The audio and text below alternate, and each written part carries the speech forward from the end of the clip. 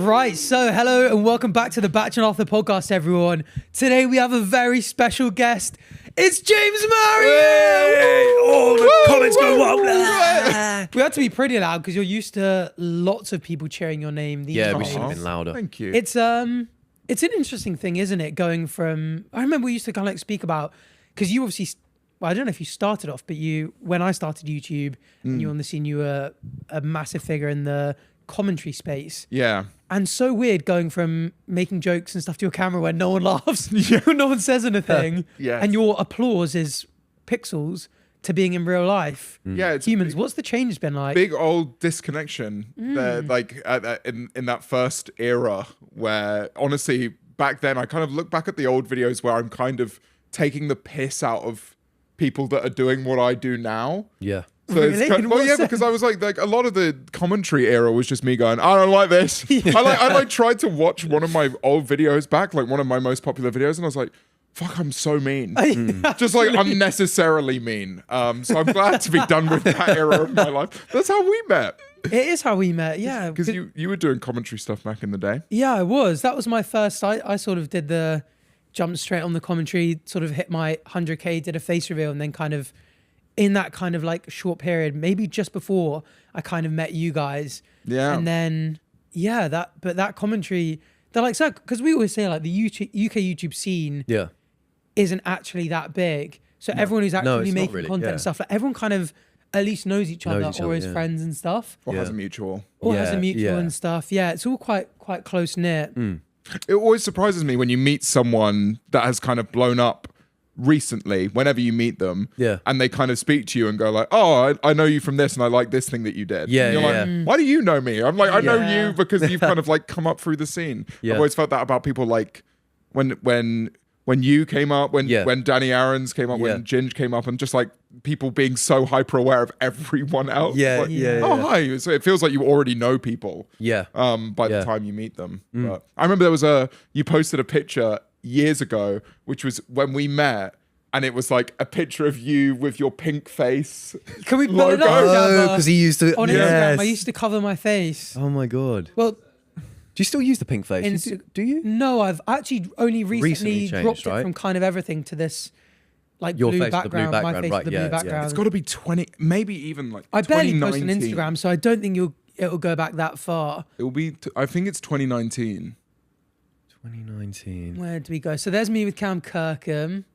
The boy. There's me with James Marriott with the burger. Oh my God, yeah. Oh 'Cause wow. we did a food related video on your channel, didn't we? Oh my God. get Was it tagged in that. recreating modern art? Yeah. Yeah. Oh, is I, that what I that still is? get tagged in that every now and then because people are like, people who want James and Arthur to do a collab, it already exists. Yeah, out there. yeah. Like a video I posted on YouTube like 6 years ago that absolutely flopped. And I was like putting beans in where you were sat in the bath, and I was filling it with beans whilst you were in there. That is It insane. was a bunch of weird That's stuff, but it 6 was years so ago. funny. Can we Yeah, there just it is. zoom in on him topless as well, please? Oh yeah, there we go. Oh my God. Top left there. Yeah. So that's James and I. Yeah, when is this? 330. Wow. Oh yeah, there you go. May 2019. Arthur, you haven't changed a bit. Yeah. Yeah, James, and that was when I was a lawyer, and obviously I remember that. hid my name and face because I was like, Yeah, 'cause- obviously, if one person complains to a law firm, Yeah. and you're working there, the HR, they're very like, you have to be super professional. You've got the board that would kick you out of being a lawyer, all this kind of stuff. So Yeah, because we had quite a lot of stuff in common back then. Because I was still finishing off at uni as well, and you were kind of locked in on that year in law. yeah. Yeah. I think we were both kind Oh, of. that's there a- we go. Is that Becky? That's me. That's Bambino Becky. Oh my god. Oh, So And- funny. You look the same in every photo, Arthur. That's crazy. Yeah. yeah. You do have a favourite side though. You know? Yeah. Really? I Why are you always looking over there? Always showing off that jawline. But it's so funny. Yeah. I mean, I found it always like it was an intimidating space coming in because you guys Yeah. were super popular as well, and I was like, I was doing this like commentary stuff, and I wasn't that personality based back then. Like all of my airline stuff was claimed because it like wasn't very transformative and stuff. And I was like, oh, I'd love to be able to do this, kind of do what you guys did, and like, you know, get your personality a bit more out into it. And so I changed from arthurtv, that channel. I left it behind, moved across to Arthur Frederick, and I was like, no more scripted. I felt the same with the 90 Day Fiancé stuff. Like I'd have Big Ed and I'd be criticizing quite heavily on his behavior. And I was like, there's a lot of negativity in this. Yeah. And actually I want to be looking at lighthearted stuff and just having a laugh about it. It's weird. Yeah. Because that was just kind of the era at the time. Was like, if you talk about other things, you'll immediately get put up next or recommended on those things. Yeah. And it was a really negative time on the internet. So Yeah. everyone was just finding it really fun to clown on people. Yeah. That it was kind of this weird pocket of opportunity that I regret and don't regret taking advantage of. Now, obviously, everything's great, and I try and impart only positive things everywhere. And I've only been able to get there because of that. Yeah. But then also, I do have to like, punish myself every now and then and go back and watch them and just I'm like, oh God, I'm so mean. I'm so mean for no good reason. Even when I look back at my videos from like 2 years ago, I'm so much meaner then than I am now. And I haven't been doing it for that long. I think you do just change naturally. You're just like, oh, I don't want to be like that anymore. Because it gets to a point where it's not actually enjoyable to film. So then you're like, I do need to switch things up. I also think you're kind of like, you meet people as soon as you start meeting people that engage in with your content or whatever you do in person, and they're really sweet. You start realizing that I don't need to kind of act up and be like, oh, whatever. You can just be yourself. Yeah, exactly. And those people will resonate with you being yourself. Did you start as a fitness influencer? I did, yeah. Although it was only on TikTok, and I didn't really enjoy it. It was like so I've always been YouTube obsessed. So I've watched everyone, including yourself. Like It's bizarre. Yeah. Like, it's always really bizarre. so, but it was really weird for me meeting everyone because I'd been watching them through a screen for so long, and now it's just like most of these guys are my friends. So it's a really weird situation to be in. But I was making fitness TikToks because I was like, well, I'm in the gym a lot anyway. I might as well just start making the videos. It worked out on TikTok, but it wasn't like the sort of thing I could see having longevity. So I started the Italianbach account, and I was like, as soon as that overtakes the fitness account, I'll just stop doing the fitness stuff. And when it did, I was super happy, and I just started doing that. And then I started YouTube.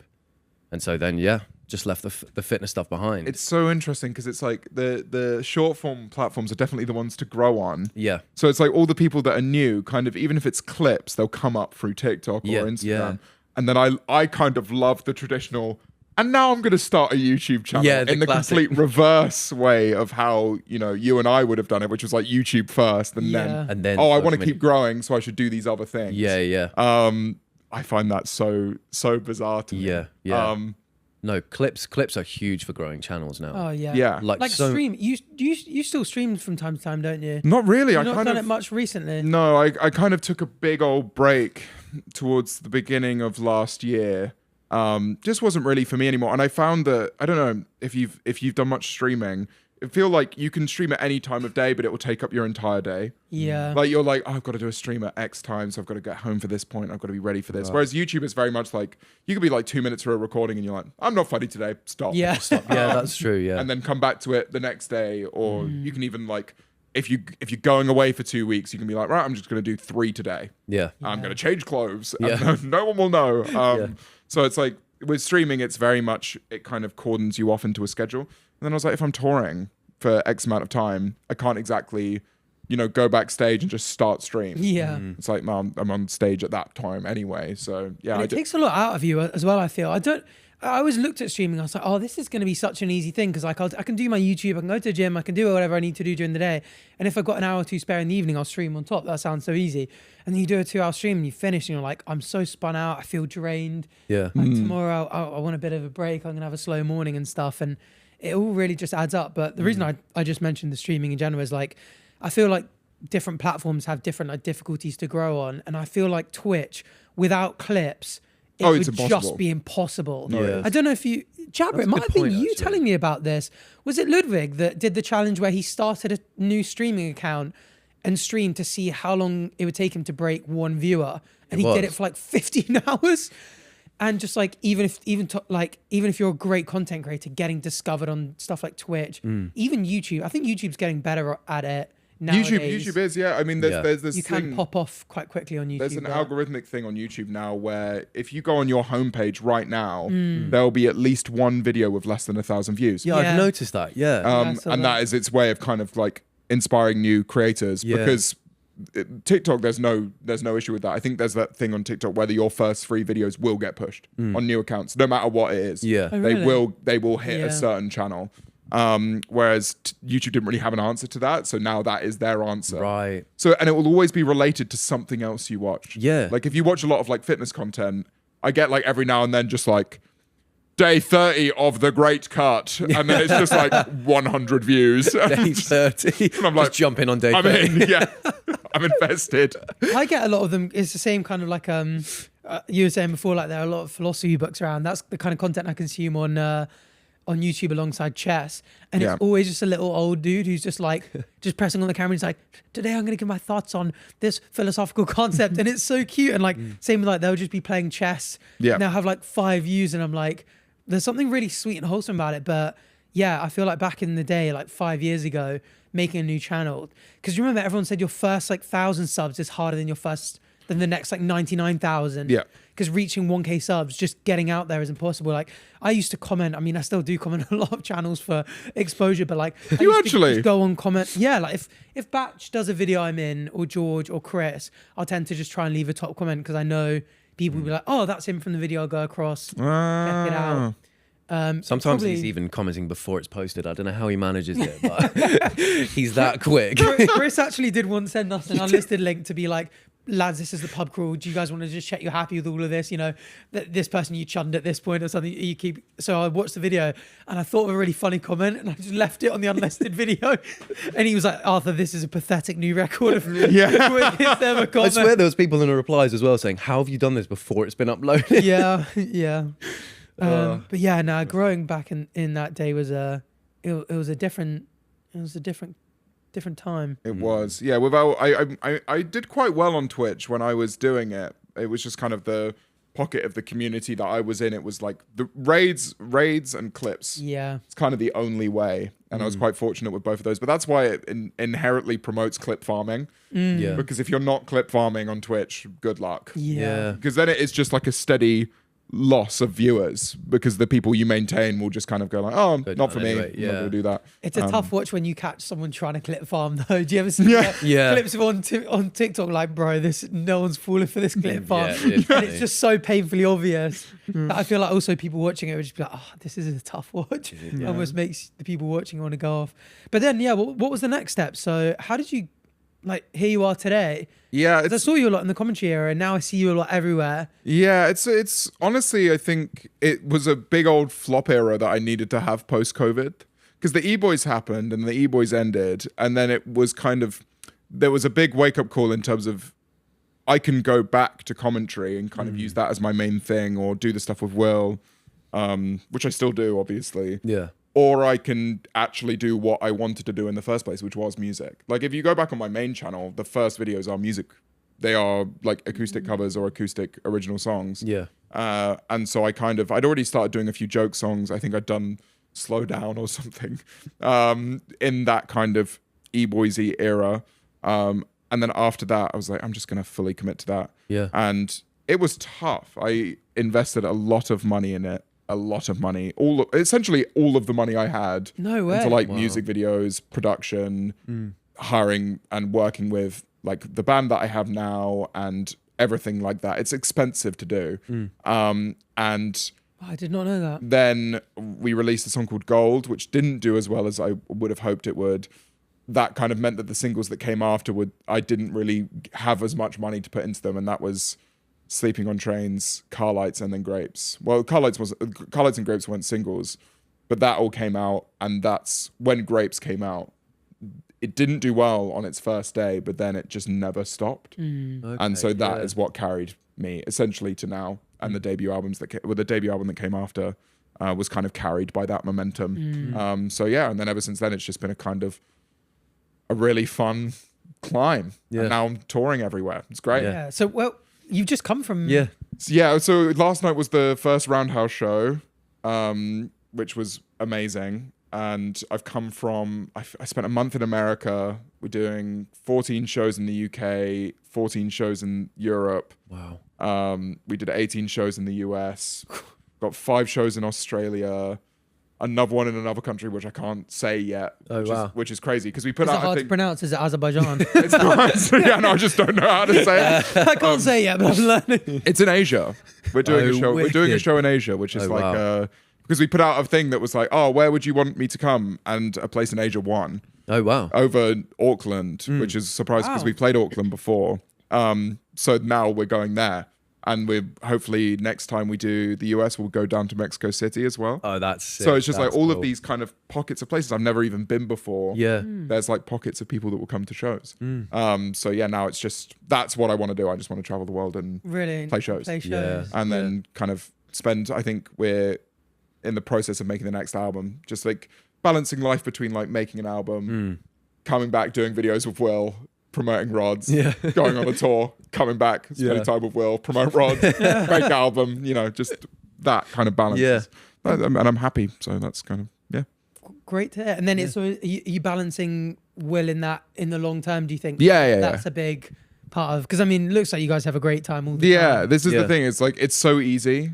I think the only time it's been hard was I came back from America and within 48 hours from arriving back, after a month of being away and being used to that time zone, I was recording a video at 11 in the morning and I was an absolute mess. But I think in the same way that you two probably find it with the podcast, it doesn't feel like work. Yeah. Like you kind of just come in and spend time with someone that you're close to, and then if the chemistry is natural and the production is, you know, well organized, it doesn't really feel like work. So I just rock up. That's what it feels like. Like, oh, hi everyone, and I'm friends with everyone in Will's office as well. So it's kind of like a nice coming really together. Good. Yeah. Would you say that, because a few people that I've spoken to who are doing music, they've said for them live shows is their like there's no better feeling than being on stage. Touring. Would you say you feel the same, or? I think there's like a fine balance between making art and performing the art, where it kind of feels like there's two parts of me that I want to really kind of explore. I really enjoy the moment of like things clicking into places for albums. I love making albums. That's kind of my true passion is that. But then you can't ignore the signals your body gives you. You genuinely, no matter what happens on the day that you play a show, I mean, I don't know if you will have felt this from your tour as well. For me, it feels like there's a period of time where we get like the click track come into our ears and it feels like I'm coming up. Yeah. Like it actually feels like this, like, oh my God, this is such an amazing thing. And I like talk to the rest of the band, I'm like, I can't believe we're doing this. And I can get really, especially with this current tour, I've just fully lent into, I was a musical theatre kid growing up. I've just gone like full, I'm just going to be theatrical as hell on stage. I've seen clips actually. It looks amazing. Like you look like a natural up there. It's really good. Really, honestly, it's like, I think the more you do it, the more you get the approval of the people that are like watching you, and you kind of take a few more risks. And now it's like full like eyeliner and kind of like throwing myself about stage. And I'm gonna learn how to do a backflip. I'm gonna do like please do. But then it's like at the same time during the day I'll be writing with the band or kind of drawing. I draw a lot of like to plan like the next album and stuff. Oh, cool. So it's, for me it's kind of there's this fine balance. But I love both. It sounds like you found the perfect balance almost. I feel like I found the thing that I'm meant to do, which is a bizarre thing to have found at 28. But yeah, very, very happy. And also I still love making content. So it's like I go back and just do the stuff with Will. I'm not very good at editing. I've never have been. So it's nice just to kind of be a featuring thing. But rather than do my own content. I know I make no money from it that way, but it's just like I can still kind of be part of the conversation. Like, hi guys, how's it going? Have you thought about doing a duo channel and just like getting... Honestly, no. Or are you just happy? I guess if everything's working, it's... There's no need to. I'm not like, I find like I'm not driven really by money. It's a duo channel would be fantastic. Like maybe a mortgage on a house there if I was like really paying attention. But I'm a strong believer in, you know, if it's going well and people are enjoying it, and I don't need to make money from it essentially. So I just like being there and doing the content. And obviously Rods is a thing that me being there promotes rods, and that's a wonderful thing. And that hopefully one day will make me money. Definitely not for now. Yeah, do you want to tell us? Because I mean, I chatted to Will the other day, and he just seems absolutely over the moon with how it's going. In terms of where you guys originally were like, oh, let's have some conservative projections, some like confident ones. And do you think that's a testament to rods, to the audience you guys have gained, to both? Well, it's to both. It's everyone. And I said this to Will. Will was so nervous about rods. Really nervous. Oh. He's definitely far more he was far more antsy about it. And I genuinely would put that down to the fact that I'd put like shows on sale or put music out there that for a period of time now, the show's in an amazing place. And I think it is genuinely, I feel like I can win people over even if they don't like me. Yeah. But at first we were terrible. But people still gave us a chance. And if they came and gave us a chance and it wasn't for them first, they were giving me a second chance. And now I feel like it is in a good place. Yeah. There's a reward there. And I always believed, I was like, if there are people in the UK that walk into a Sainsbury's and go, oh, that is Will and James's coffee, I'll give it a go, then we knew that the product was good. Yeah. We knew that we weren't trying to just like slap our faces on something and go, oh yeah, go and have that. We were like, I would drink it. Yeah. And when I'm traveling and there's a Sainsbury's or a Morrison's, I'm like, yeah, well, obviously I'm going to go in and grab one while I'm on the road. So he was really nervous, but I was like, they'll give it a chance. And then when they give it a chance, we know they'll get it again because it's good. That is good. Clever, yeah. So that was, for me, he was super nervous about it. And now we were at the Grocer Awards. We won a gold award for, I think it was for taste. I'm not sure. Wicked. So it's like, congratulations. So we have this thing, which is like, they kind of have a way of ranking coffees and against all of the other products and against other things that were entered into the Grocer Awards, and it was above average on everything. Oh wow! So that's really like, and especially good on texture. Especially Stoner Awards. That you guys that's important. Yeah. But it was So this is what I mean. It's like I trust rods because we wouldn't have put anything out that was bad. Yeah. Otherwise, it would have reflected badly on us. Like, why would we do that? Yeah. That's throwing me back to, that was an iconic era. Do you remember like reviewing bad YouTuber products? Actually, Pete, I imagine, have you and Will done one of those on the second channel? Absolutely. Yeah. They are just such funny. I would have put my foot in my mouth so many times. I've reviewed YouTuber music so much. Oh wow! Before doing music myself fully, I think it came from a place of bitterness. It's like, why do they get to do it? Right. And now it's like, I just know there's going to be videos that are like comparing me. But the thing is, if you're good and you're great at music and you've made a great product, there's nothing anyone can really dog on. Like it's put your money where your mouth is. Yeah, exactly. Like, you've got to back yourself. But there was the thing with rods, it was only ever, this has to be amazing. Yeah. And the tiramisu flavor as well. That's probably my favorite now. Yeah. And we plan on doing that with all of the seasonal releases that we do, that everything improves.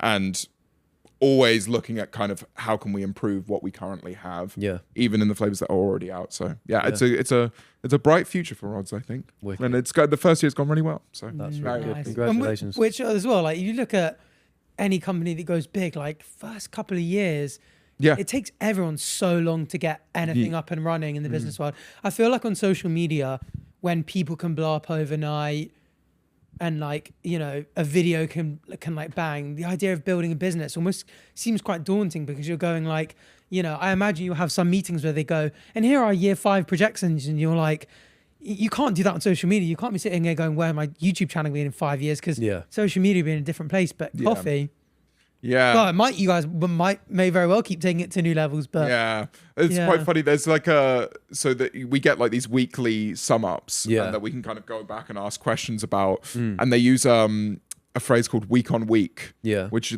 is capitalized wow.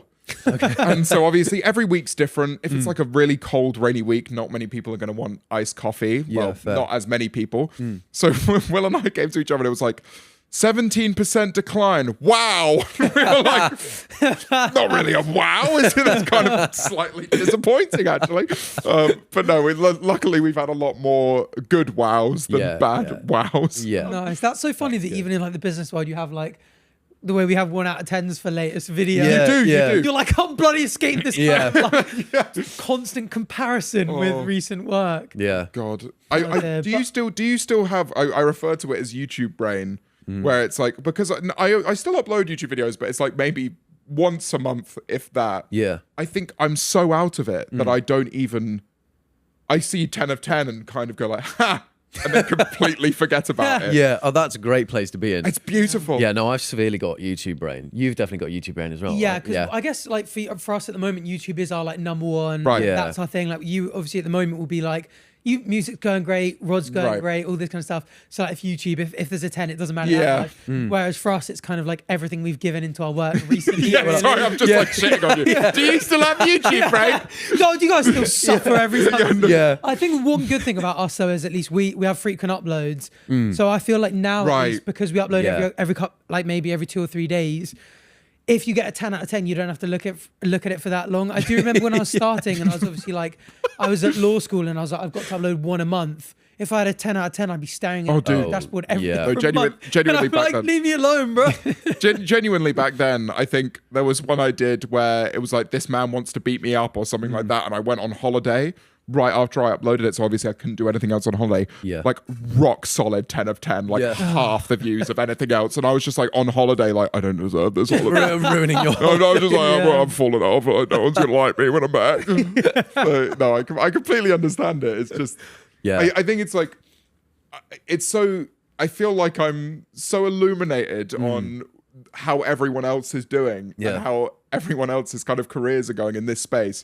And so positive about it that I can't imagine either of you ever worrying about that. But you're human and you obviously Yeah, would. of course. Yeah, absolutely. So it's, I don't know, I just find it funny. I think it's like, it's so, because obviously the next one will just do better. And it will always be this kind of like slow end. Yeah, exactly. Yeah, you're bound to have them eventually. One thing I do like though is for people that don't know, like when you log into YouTube Studio, you go on the dashboard and it will say like your last video, it puts it there right in your face and it'll be like views, duration. On the right hand side, it's like your money and all this kind of stuff. And it will have a green arrow if it's gone up, but it used to have red arrows if it went down. And so sometimes you could log into YouTube dashboard after a bad day and it would be like money, big red arrow down, subscribers, big red arrow, video, big red arrow. Now it's grayed out. It's like a grey. Now it's just like a grey. There's like a couple of green arrows, a couple of grey ones on ambivalence. But it used to just be like, sometimes it'd be overwhelmingly.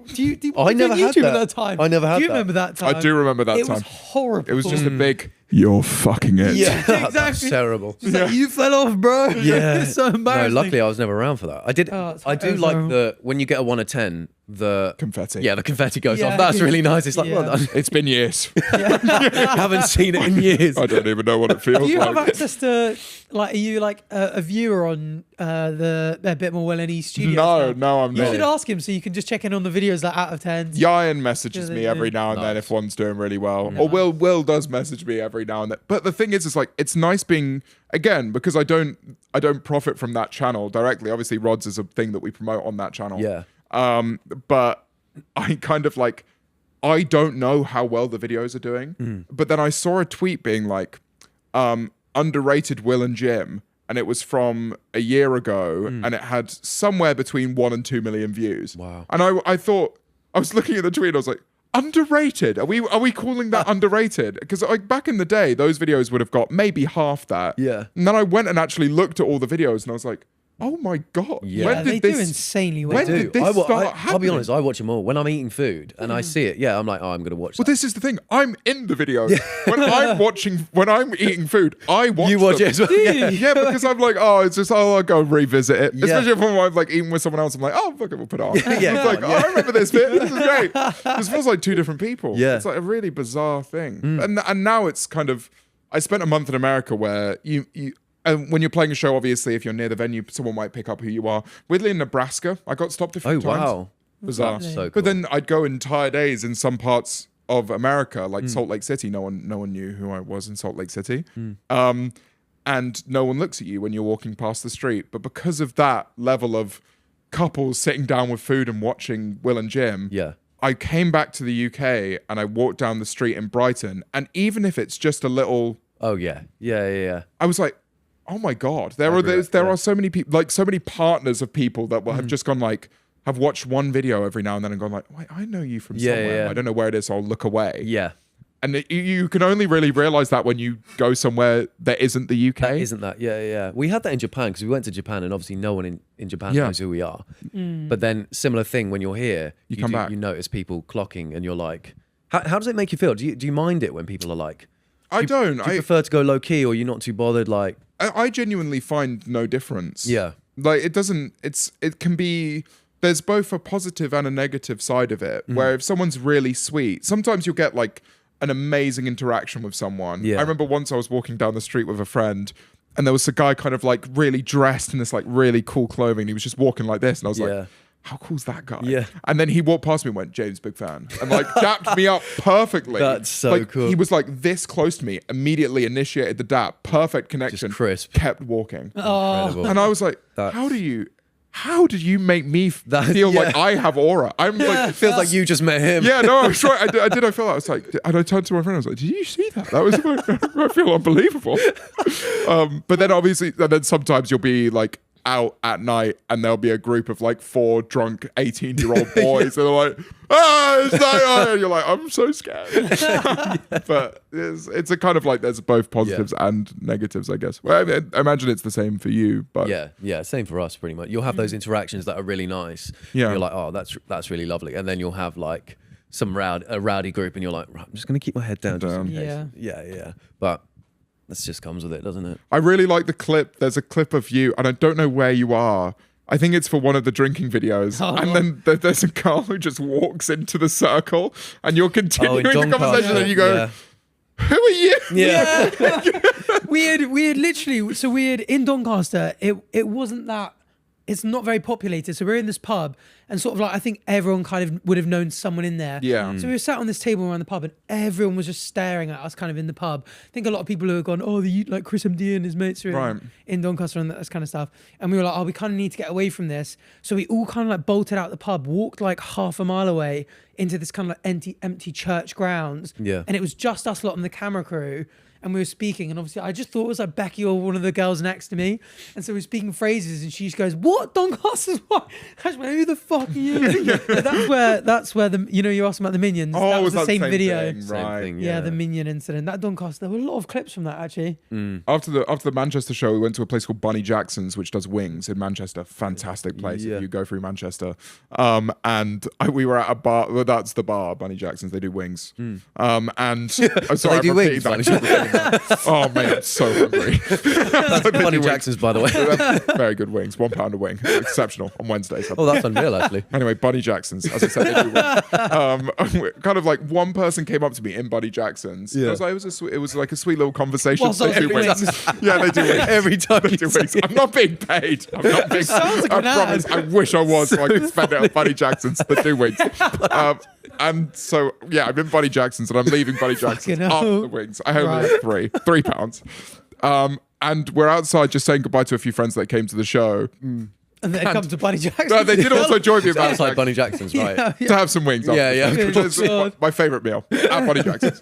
And after a show at Bunny Jackson's. So we were outside and then someone in the bar I just hear go, "Is that James Marriott?" And I look over to the bar and I'm like a scene out of a horror film. And this has never happened to me before. Usually it'll be like, have you ever had the thing where someone will come up to you and their friend will go, "I don't know who you are." Yeah. But they want to get a photo with you or something like that. All the time, yeah. This was like, I was fully expecting this. I felt like every single person that was sat outside of the bar just did this. Oh no. Oh my God. And just started walking towards me. Oh, so they knew. Okay. Yeah. And so and then there was like, one person was like, I go to sleep to your videos. It's like, I'm such a big fan of Will. And just like all of this like really intense, obviously they've been drinking and having wings at Bunny Jackson's, which is a wonderful place if you're ever in Manchester. Puts everyone in a good mood. Sounds like a great bar. Yeah, it hard does. not to be in a good mood. And everyone was super sweet, but it was like quite scary. Yeah. Because everyone had had a few drinks and I think you just kind of lose that initial barrier. It is like that, yeah. It's like if you're at a festival or something like that. The barrier is gone, so it's just free game. I think everyone's got so much more confidence. Yeah. So that does happen. Especially after a few wings. Yeah, at Bunny Jackson's. At Bunny Jackson's. Yeah, of course. Yeah. Wow. That happens to me as well, though. I feel like in those, I can never quite like analyze what my social skills are actually like because I find it really awkward speaking to most people most of the time. Do you? But at the same time, I kind of sometimes can completely switch off and just kind of speak to anyone and say anything. And I remember like, you know what? It's because the comments gave me an epiphany. We were on a platform roulette. Have you seen those? I have, yeah. And we were in the spoons, and this guy, I was quite drunk. We had been doing a few shots because we rocked up in, where was that, King's Lynn? Or Gravesend? I didn't go to King's Lynn. Yeah, Gravesend. If I was there, it was Gravesend. It was Gravesend, and we sort of like, we arrived and we kept asking everyone, what is there to do here? And they were like, genuinely, there's nothing but drink. So we're like sat down and we're like, let's just get battered, have a bunch of drinks and stuff. And this guy walks past, goes to the toilet, comes out almost instantly after. And I just remember thinking out loud, I was like, oh, it's you again. That's the quickest piss I've ever seen in my life. And he kind of doesn't really, and then everyone just turns to me and goes, you're very strange, man. Yeah, he didn't comment, all did the he? comments were like, he didn't go for a piss, he went for a bump of drugs. And I was like, oh, okay, of course. Don't worry, I didn't realise either. No, but I mean, we're all drinking guys, so we don't necessarily, it doesn't come to mind that someone be in spoons and just do drugs. You're just thinking about him pissing. Yeah, and you I can't get that out. And I was like, that's genuinely the fastest piss I've ever seen a guy. But he must have just world gone record in pace. bump. Well, because it was also midday on like a Tuesday as well. Yeah. Perfect time. Yeah. To be fair, get you through. Get going. Come on. Yeah. What is it, 3:30 now? Why are we so? It's crazy. Do you think, have you ever, because you say that sometimes you find speaking to people very easily. How do you feel when you meet someone that you idolize? Have you ever had one of those moments where you've bumped into someone that you're like, that they are super famous to you? Yeah, but when I was at one of the F1 races, George Russell walked past and I was like, oh, can I get a photo? I got a photo. It was I just looked like such a fan in the corner, like smiling like that. Didn't say anything else, just let him walk off. Really? Let him walk off. When I met everyone from YouTube, I was just more reserved, just like very analysing everything I'd say. And then I'd go back to live afterwards and be like, oh, I met this person and but I don't think I came across very well because I was quite boring or this, that, the other. You just do analyse everything that you're saying to people. Yeah, when you idolise them. Yeah, there's that especially with the YouTube side of things as well, because it's very rare that you meet one and then two and then three. It's you meet everyone all at once. Yeah, and so you have all of the interactions. Yeah, all at once. Exactly. And so you come out of that with those kind of nerves. I met Matty Healy on a flight. No way. And that sucked. Really. Well, yeah, I was just How'd it go down? Did you tweet about this? I did. I saw no way. Yeah, I think I was remember sat reading it. next to him. Oh wow. That is from a flight to LA to London. I would not recommend it for anyone. Really? If you have like a favorite musician, the last time you want to be sat next to them is a 13-hour flight. Wait, why? You have 13 hours to think, how am I going to say hi?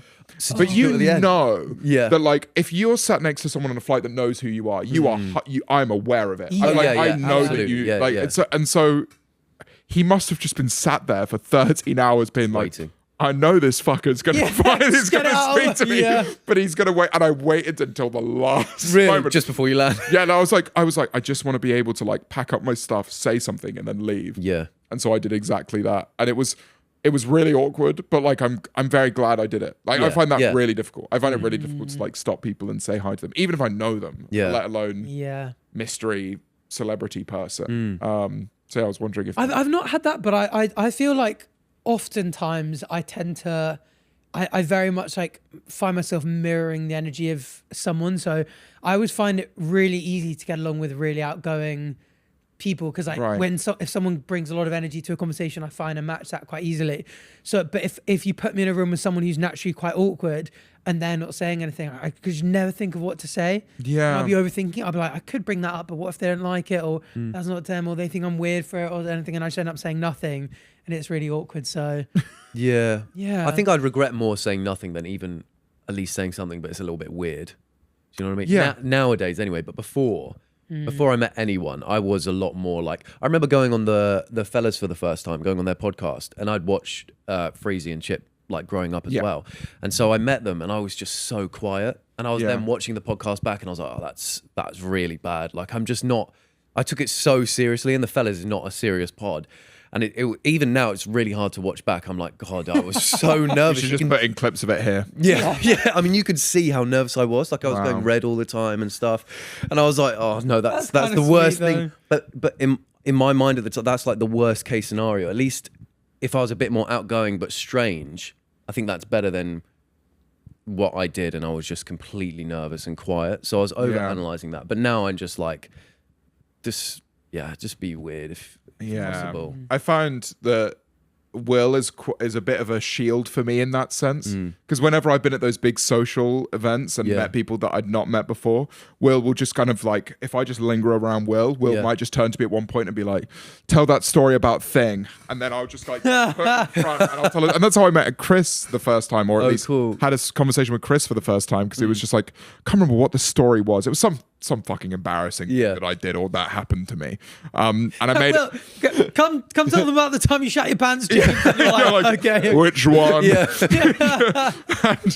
and then you'll just like put me there, and then hopefully I'll get a laugh, and I'm like, that's good. That's a great way to ease into a conversation with someone, I feel like. We had a funny, because you guys met at the Simon charity match, because I was like, I know Will. Yeah. And I was with you, right? Yeah. And I was like, let's go say hi. And then you guys like obviously knew each other. Knew of each other through socials. Well, this is the thing. So I feel like weirdly, whilst I am kind of in the scene, I feel like weirdly one disconnected from it, like a branch of Will. Right. And so for me, I'm always like, there was like a big group of you guys like all with each other, and I was like, I'm not invited over there. Like I'll let them do their James, thing. You'd always be welcome. But this is the thing. It's like, I don't think I even said hi to George then. Which is like, George and I, we've met a few times and we've obviously spoken, but I was very much like, and that is their group. And I'll let them do that. So I was like very much, I was hyper aware of it, because I do overthink these things. And I was like, I'm going to let them approach. And so when you came over like somewhat halfway, I was like, now's the time. Now's the touch. I was like, I'm not just going to go over and be like, hello everyone, lovely to meet you all. Like I would just find that really difficult. Really?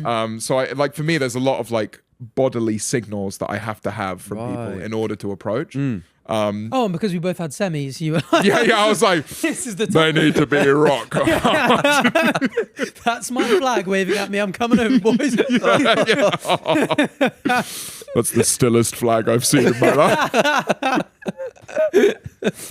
But now I know that the ice is broken now, so I'll find it immediately. I was like, after meeting you for the first time, and obviously we'd spent a decent amount of time together, I was like, now I know I can always go over and say hi or what. Or with like, other Arthur as well. That was kind of like, we'd met before, but it was always like very small conversations. I'd gone to one of his shows before and just kind of said hi and then left. I saw you at that one. Was that Garage? Yeah. But then again, that was one of those things where I was like, this is because we had a conversation in the green room. Yeah, because you were going for drinks after, and you're like, oh, we're going for drinks, by the way, if you want to come. And I was like, oh, okay, cool.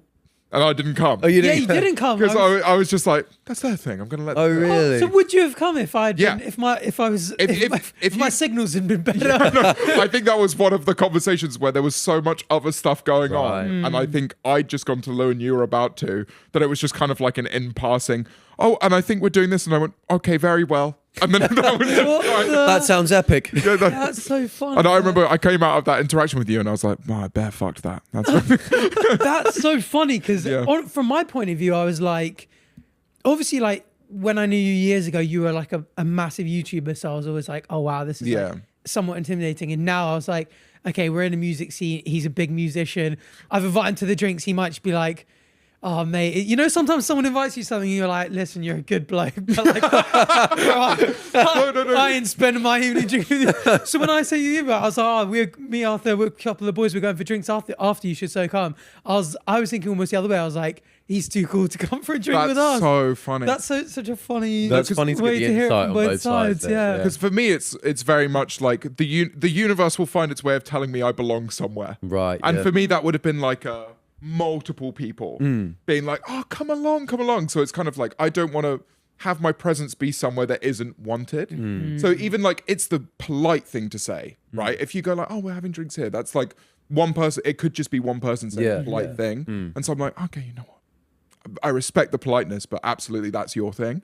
So for me, I was like, I'm just going to let them have it. I've said hi, I've said well done, and I've done made myself clear and been like, that was great. Whatever. Next time I'll insist. Right? You'll have to do that. It's got to happen. But that's so funny, even then, because like it's so interesting, like applying that to someone else. Like let's say I go next time I'm speaking to someone who I kind of know well, and I'm like, oh, come along for a drinks, but like we haven't either spoken for a while, and I'll be like, oh, I remember when I had a similar thing with James, and because you could then be like, oh, I'll kind of insist. Yeah. But imagine if it is the way I was thinking. They go, bro, I don't want. I'm like, no, seriously, we really do want you there now. Yeah, we get you. I know you really want me there. Yeah, he's like, bro, I'm not coming to Infernos with you. Yeah, exactly. But Bunny Jackson's. Yeah. But yeah. But wings, however, They're really good. oh dear. We've actually got some. Yeah, we got some fan Q&A. So obviously we've got. The first question instantly, that just always makes the cut, doesn't it? Is that as if I've submitted it, or is that asking me what? It says what color is it? Question mark Arthur. Is that they asking me what color it is, or is that me asking James? That's you asking James. I You should remember submit putting drunk that down? questions. Come on. I was battered this morning when I wrote that. I'm joking. Bunny Jackson said different last night. Let's move on through that one. Well, no. What color is it? You know what I've noticed? I'm going to take this as an eye color question. Oh, my eyes nice. are becoming more green. You know what? Really funnily, I don't know. I was like, I can't really tell.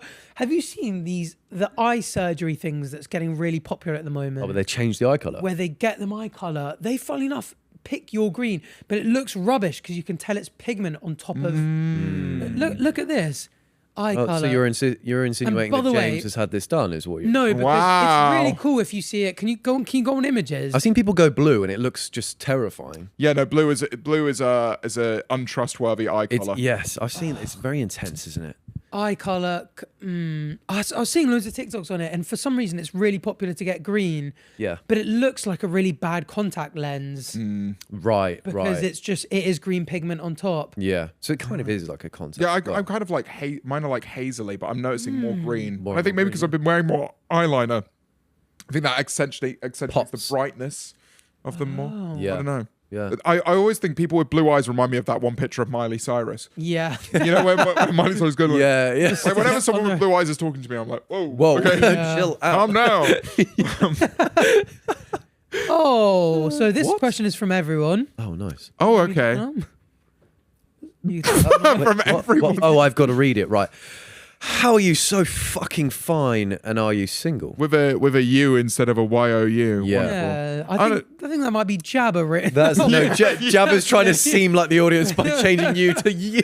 I don't know. It might be the old eye Well, color. I must actually say you are in incredible shape. Yeah. Like I was going to ask you about that briefly. What's that journey been like? Because It's you look bloody good. You're a specimen. You look really You look fucking bloody funny. great. Hey, that one with me as well. you look really fucking... I don't know. It's just kind of weirdly enough. I think it's kind of. I was inspired most by the UK space, like the influencer space of just like the amount of people that have managed to kind of consistently lose weight and kind of focus on their fitness journey. Weirdly enough, and Reeve will not believe this. Yeah. I spoke to him. I've been watching that series he does, where with like different people he trains. Train other people, I yeah. think he's done with both of you. Yeah. So I've already seen both of yours. Oh, right. I know because I think that's how I learned that you were a fitness influencer. I see. And you want to open a conservation thing. Yeah. Wow. Yeah. So like I already know those facts from that series, and I remember like I'd already started. There's a weird reason why I lost weight, but then this kind of was like why I started going to the gym more. I was like, I'd love to do that series. Yeah. So then that's really cool. You did that recently. It was That really came cool. out recently. Wicked. That's cool. And I took it way too seriously. For the month before, I was like, I've got to make You're sure like that I'm locking in for it. I'm Yeah. locking in for a bit, and I've got to have a good session with him. Yeah. Do you have any general tips for that? Like with your journey, you just go like, for me, this kind of thing works. Make it fun. Like for example, that it is hard to commit to losing weight healthily. Like you can kind of like have a moment where you kind of have a breakdown and you're like, I'm just gonna do it, which is absolutely the wrong way to do it. I know I love like a Bunny Jackson's wing. I really like Bunny. Lord. I really like Before we upload this, They're gonna love this. Yes, They are gonna love We this. should invest in stocks in it before this episode comes out. Oh, good 'Cause idea. it will jump like 5%. Yeah.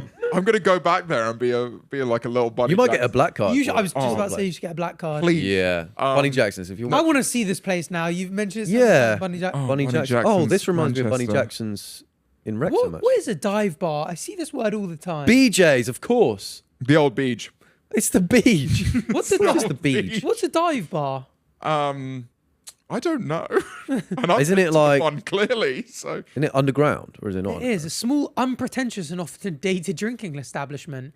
known for its cheap drinks, local clientele, and lack of glamour. I love it. I love it. Not much about wings there. Selling I it. do also have wings that are really good. Anyway, breakfast is the most important meal of my day. Right. I like a really filthy like breakfast bun Me kind too. of thing. Yeah. So it's like, I know I have to work out how to incorporate that no matter what. And if that means like having like more of like a brothy thing for dinner, I know I'm going to have like my consistent. It's like if you can try and work out like what is a cheat meal, how can I have that every day? Yeah. And how can I make sure like I'm still enjoying food every day because I love food. Yeah. To this day, I adore it.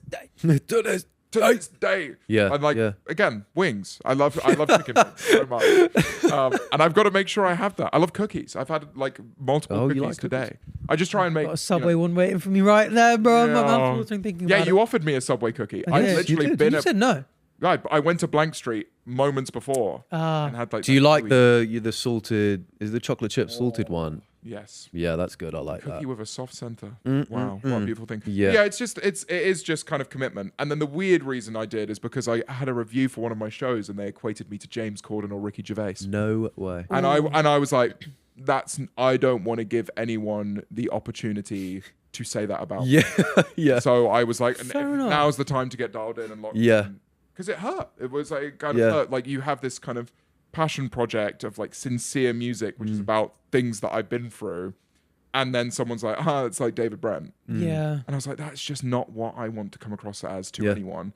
And it's I'm weird. sorry, man, that sucks. It's like you, and I think this is kind of like a commentary on the internet space, but also just the kind of the music industry. You lose weight and people don't call you David Brent and James Corden. I got someone said something about Brandon Flowers and someone said something about Freddie Mercury. And that's like obviously I think the music's improved, the stage performance has improved, my energy's improved, but visually, the only thing that's changed is I've lost weight. Yeah. And so it's like, it's kind of hard to see that and be like, wow, like a year's passed and now I'm getting compared to these like two incredible artists.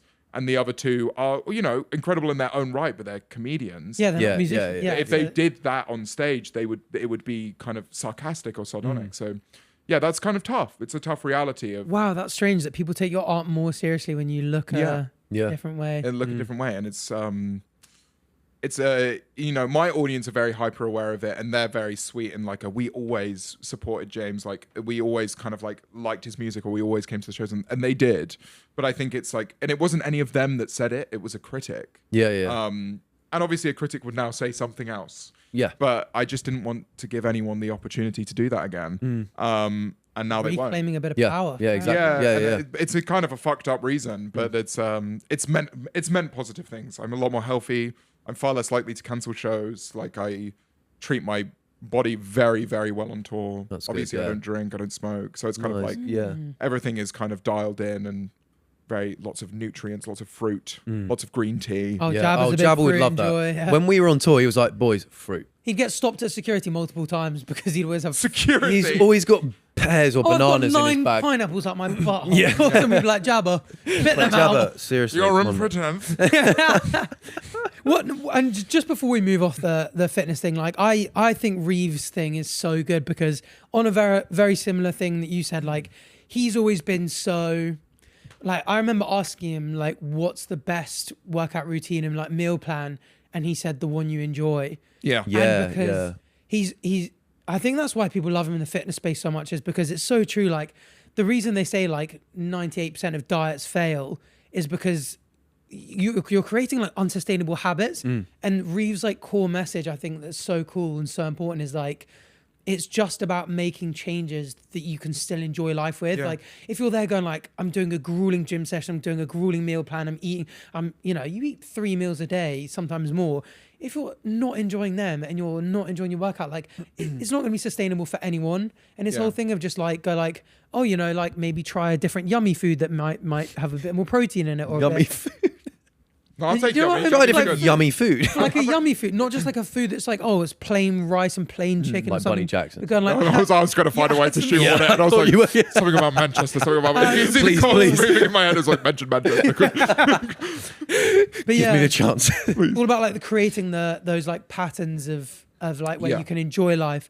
and also make it healthy. I just think. And I also think great way of doing it. if you find a form of exercise that you like.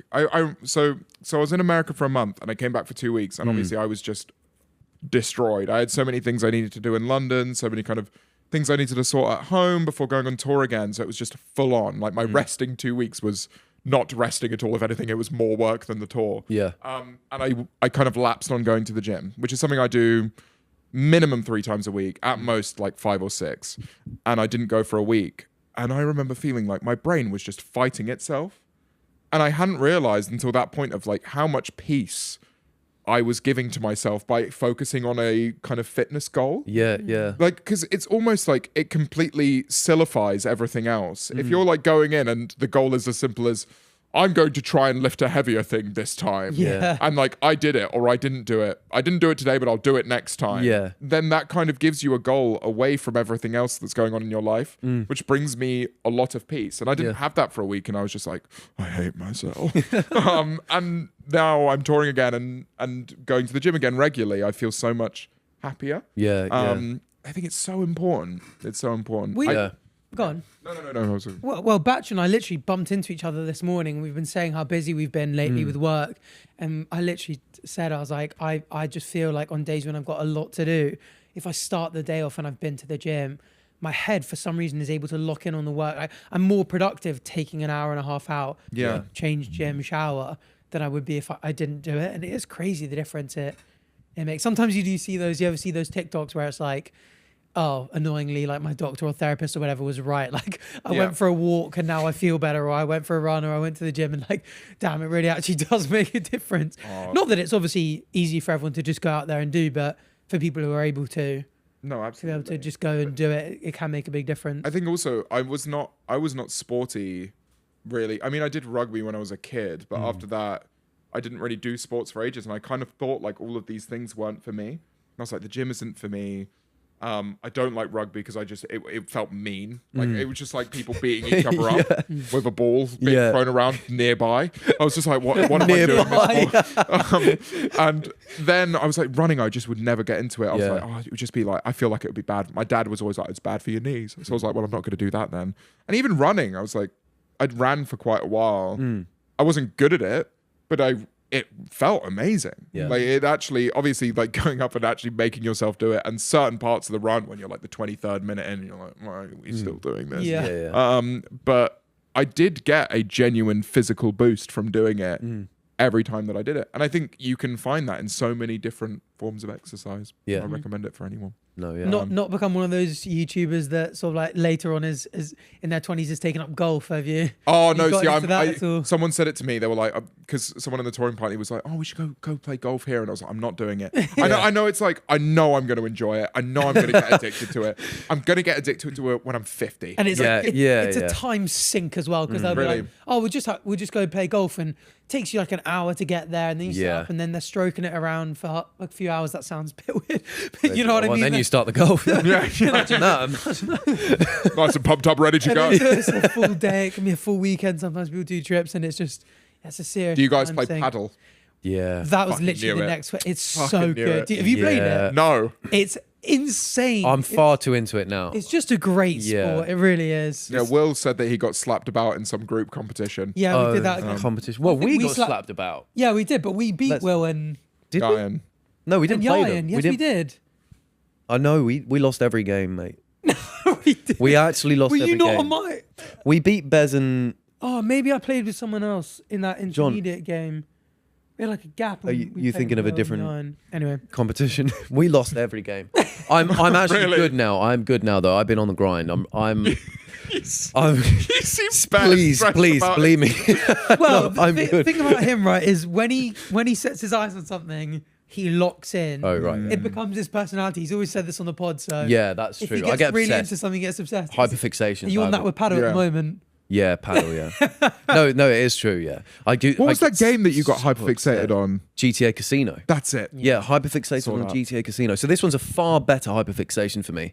Yeah. So I had one with, I mentioned it before, Tommy Shelby. Was going to get Tommy Shelby tattooed on my arm. Oh, imagine that. That's tough. Now it's a big old paddle on the face. Yeah. Have you bought your own racket? Yeah. How much was that, if you don't mind saying? Well, they're quite expensive. Yeah, aren't so they? I bought an expensive one because I was like, if I buy an expensive one, it will make me play it and make me get good at it. So it was like 340, but we'd just done. That's such. We just did the amount for a paddle no. racket. In my defense, we just did the George video where it was try not to laugh, and he gave us money every time we laughed or something like that, and it paid for the paddle racket. So Oh, I was you like, cashed in on that. yeah. So he could have. Oh, I need to invoice him. That's so long. That's gone now. You can't go back. Oh, mate, you remember that video ages ago? Oh, sometimes I've still got a free holiday that I won in a Freezy video 3 years ago, and I'm like, I still need good to luck claim getting that off him. Yeah. That's long gone, I fear.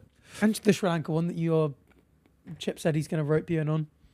Yeah, you actually owe me a shopping spree. Oh, So you were that's- shopping spree for Christmas? Where can I get involved in this? Yeah. I remember when Will and I won one of the Sidemen videos, the hide and seek video. I invoiced for that immediately. Straight away. Yeah. Yes, oh my Straight goodness. into What the did you guys ISO. make? Yeah. 10 grand each on Yeah. that Into one? the ice. I did it 100%. Went Yeah. straight into the ISO. I was Yeah, like, yeah. that's class. That's good. That's class. Can't wait to see 9% return on that next year. Fuck, yeah. The Sidemen ones, they're really good at paying it, so it is great to just invoice them Oh immediately. no! I just because like, you know I was, you're I going was- to get it. I was like, I'm not giving you a chance to forget about me. Yeah, exactly. Never getting invited again. Sometimes I just invoice them even if I haven't been in a video for a while, and they'll just pay it because they're just like, oh, another invoice comes. Well, speaking No, of not really. collaborations, Really. Yeah. the long-awaited one, we want to do a Christmas song with you. No, I'm joking. Yeah. Long awaited, of course. The yeah. Arthur Hill. song Yeah, he came collaboration. on the podcast recently and said it as well. Yeah. I feel like that is, it's an inevitable thing. Yeah. But I almost feel in the same way that like with Will and I, it's kind of this idea of we're both making things that are kind of sometimes away from each other and then we come back together. And every time we come back together, that's a beautiful thing and it's a great thing to continue doing. I feel like Arthur and I, the longer we wait and the more we work on it, Yeah. the bigger it will be. Yeah, you're right. You're right. So it's like there's this kind of inevitability to it, which, and him and I speak, I mean, he came to my show in LA, he's now touring, I'm touring, we're Yeah. kind of like bouncing around the country. Like he's doing Australia, I'm doing Australia. We're both doing these things. Yeah. I feel like it will happen. Yeah. But I think both of us are kind of like, it will happen when it happens. It will happen at the right It will moment, happen for yeah. the right reasons at the right moment. Yeah, exactly. But yeah, I think I mentioned I want to get him on stage as well at some point, and vice versa. I think it will just happen inevitably for sure. at some point. But yeah, he's doing great. It was really nice to. I actually spent some time with him in LA after the show I did there. Nice. And that was really sweet. So He's yeah, a sweet boy. He is he is- sweet. He is a he's sweet. a lovely boy. boy. Lovely Yeah. boy. Because you look at him and you're like, God, You must be an arsehole. he must and- be. But it will happen. It will happen. Yeah, yeah. It's just a matter of time. I'm looking forward to that one. Yeah. That'll be good. I'm sure. Well, there's so many people who look forward to that as well. That Yeah. will be when it happens. That'll be huge. Well, the thing is, because we've had times where we've played the same festivals. Yeah. I don't know if we've ever done one on the same. We did Neighborhood, and so Yeah. we were on the same stage. So bumping into him for that was great. And then obviously there were people that were there for both of us. It was like it's great in one, just like Yeah, I get to go exactly. see Yeah, both yeah. of them. And we both pulled like really good crowds there, obviously. So that will continue to happen. Yeah, yeah, of course. Yeah. And that's a great thing. It's just nice to know someone in Yeah. those spaces as well. Yeah, It's yeah. great. And festivals are really It good is fun. true. It's kind of cool that there's like two of you in a similar kind of. Yeah, there's like we know that kind of like journey of it together and Yeah. what it is like to kind of be seen as a more online musician and how to kind of shake that. Yeah, because that's such a difficult thing to do as well. Yes. So props to you guys for doing what you've done. Yeah, good thing your music's good because if it wasn't, Yeah. I'd be in the comments with them. Oh, YouTube guy, get back to YouTube, bro. Get We back to missed your YouTube. commentary videos. Also subscribe. Yeah. You ever done that? Thanks for coming out to this live show tonight, everybody. Don't forget to subscribe. Yeah, Oh, shit. it's like fuck, I did it again. Done it again. Just Go out on stage and I go, right, so fuck, no, it's a song. Shit. Nice. Guys like Buddy Jackson's or I really want to try it. All right, next up we got this one from. Oh, that one was from Riri, by the way. So Rihanna, big fan of the Rihanna. podcast. Thank you, Rihanna. Thanks, Ryan. Or Rihanna, depending how you pronounce it. Don't Tell the Dog was all about reconciling with childhood. What's the next one about? From Liz? Queen Elizabeth. Yeah. interesting. It's All about it's tough. I don't want to say too much. Yeah. It's kind of the reverse. You're on a podcast, bro. Yeah, no, I do speak a lot. Yeah, no, that is true. This guy loves All the right. sound of his own voice, doesn't he? Jeez. Okay, cool. Yeah, Jabba's just trying to get everything out. You know, it might be just about BJs. You know, Bunny Jacksons, the old Bunny Jacksons. Sorry, did you see the Arthur episode? Because he was speaking about iced coffee being about getting ahead in the morning. When you were like, it's about BJs, I was like, fair enough. No, the old Bunny Jacksons. Yeah, no. Well, it's kind of about like, what does planning for the future mean when every year it seems like my life takes a very different direction? Cool. So it's whilst the last one was kind of reconciling with childhood, the next one is kind of, oh fuck, what now? Yeah. When I don't know, it's kind of we realized before September, when September the 1st came along, I realized I had 47 more shows to play this year. Damn. Wow. So that leaves a big impact, not just on like your career, but also your personal life with your family, with your friends, with my cat. It's like, so I think that has been very present in my mind of like, I love doing what I do. And if you could tell me, right, January 1st starts, you're doing another 47 shows before the end of whatever, April. Yeah. I'd be like, yeah, I'm doing it. What does that mean? So that's kind of where my writing is taking me, I think. Yeah.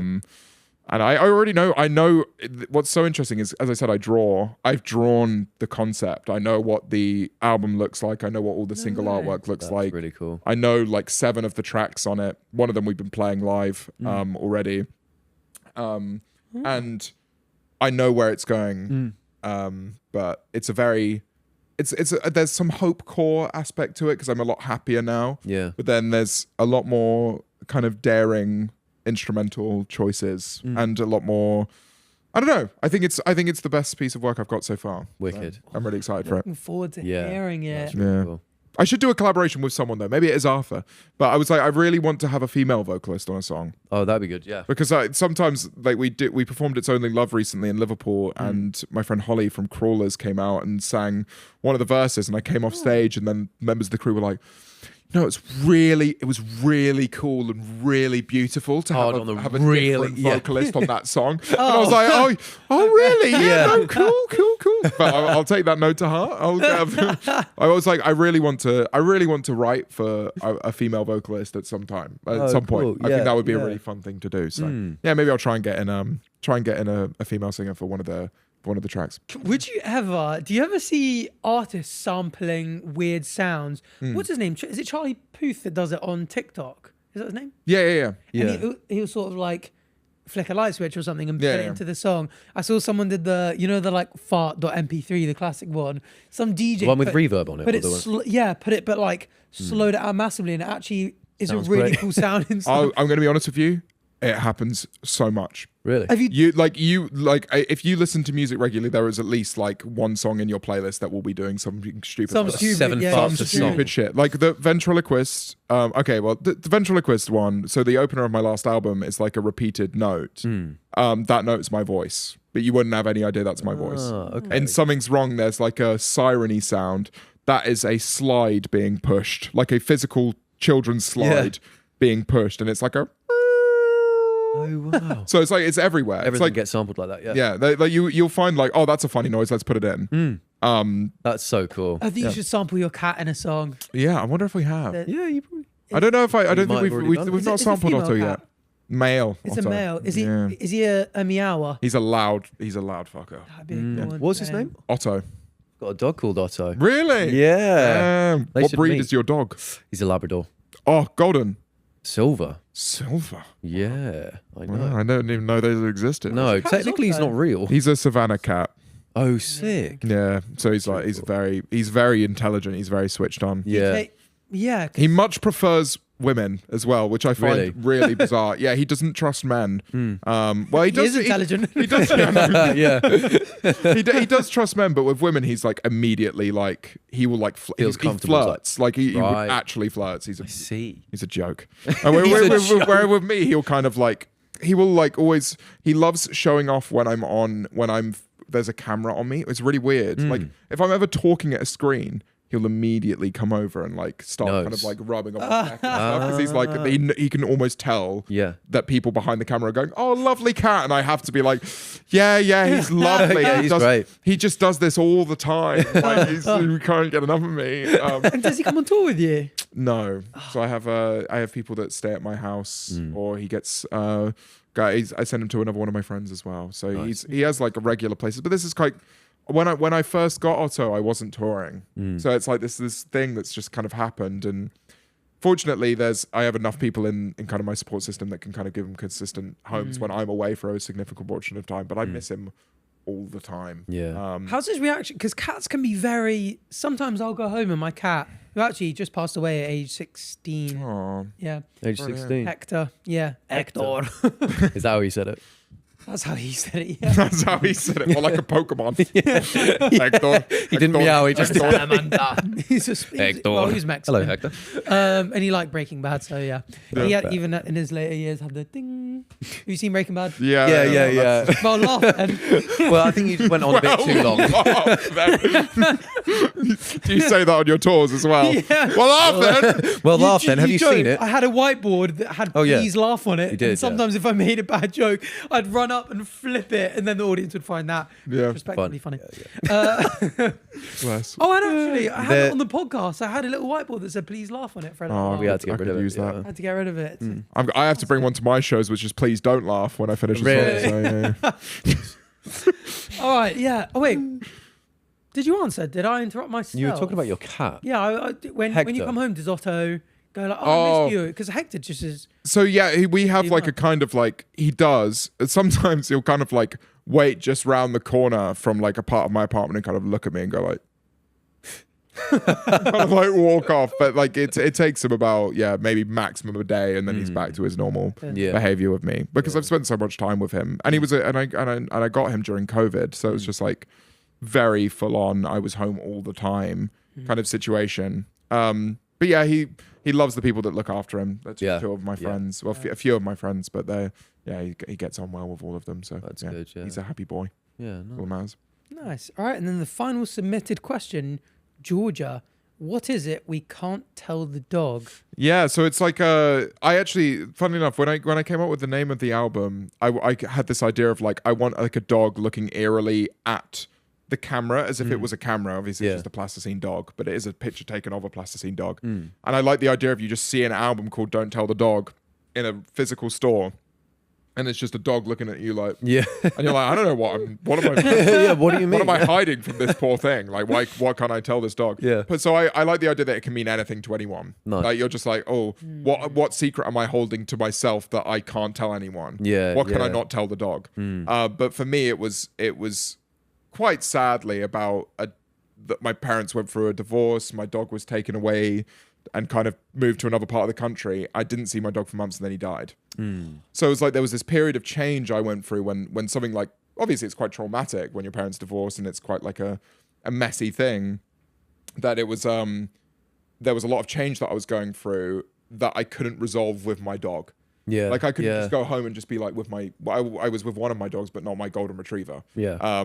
And then he died. So it was like, that's always stuck with me, of like, in the same way that if you don't reconnect with a family member for a decent portion of time, they might not know what you've been going through, or, you know, your job you're doing, or how's school going, or whatever. I kind of tried to personify my dog in that sense. Yeah. Because I always felt like that was a weird thing. I just remember I saw my dog in my house. My parents got divorced, and I saw him maybe once or twice again, if that.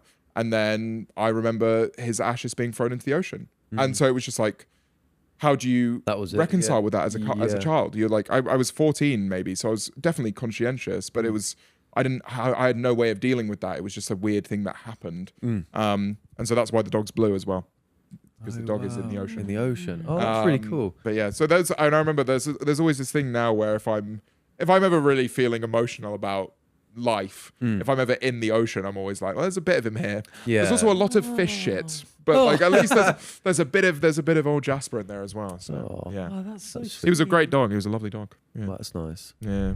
So there's a desert island, right? Yeah. Think Fortnite, and you've got to take a desert island disc with you. Yeah. What this means is, I'm looking for What that means? your favorite song right now. I'm just asking 3 questions. What's your favorite song? Your favorite music artist ever? One of. Yeah. And your favorite artist right now? Ooh. My favorite artist right now is Rosalia.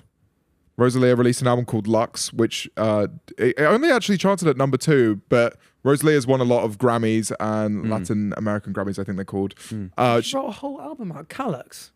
No. Lux. See, that's yeah. No. Can we have that please laugh song?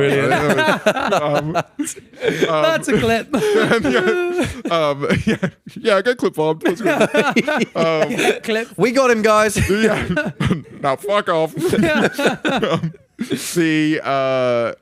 It's an album that she's done with the London Philharmonic Orchestra. It came out like just over a week ago, and it's fucking unbelievable. Yeah, it's in Spanish. Actually, apparently she sings in like 11 different languages during the album. I don't know when that happens. To be honest, I listened to it in the gym, and I was just like, "This fucks." So I'd say at the moment she's probably my favorite artist just because of the amount I've been listening to her.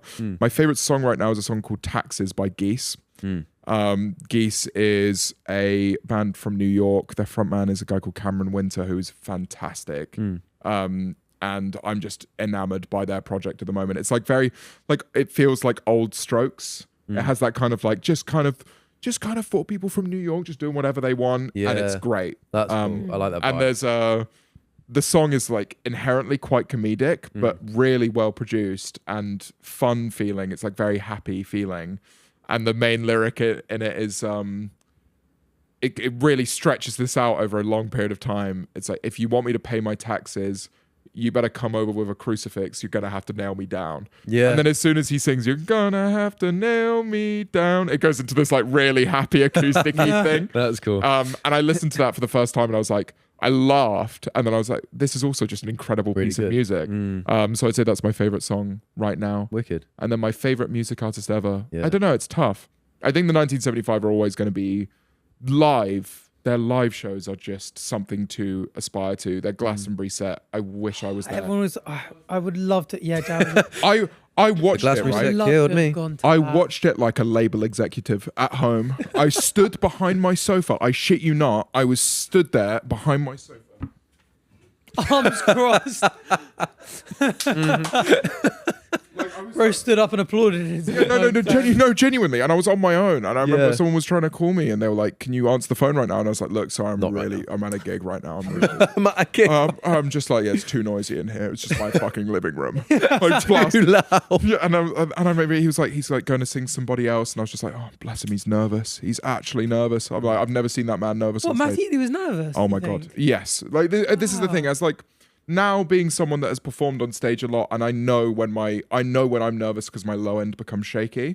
He's singing somebody else, and I've never heard him sing it that way. Wow. And you can tell his hands shaking a little bit, and you're like, well, of course, because for him, Glastonbury has been everything. That slot has been everything to him for a while. Yeah, and you can tell he breaks down crying like later during the set. And that's not something you can pretend to do. What's the population of Glastonbury Festival again? I think it's like 250k. Yeah.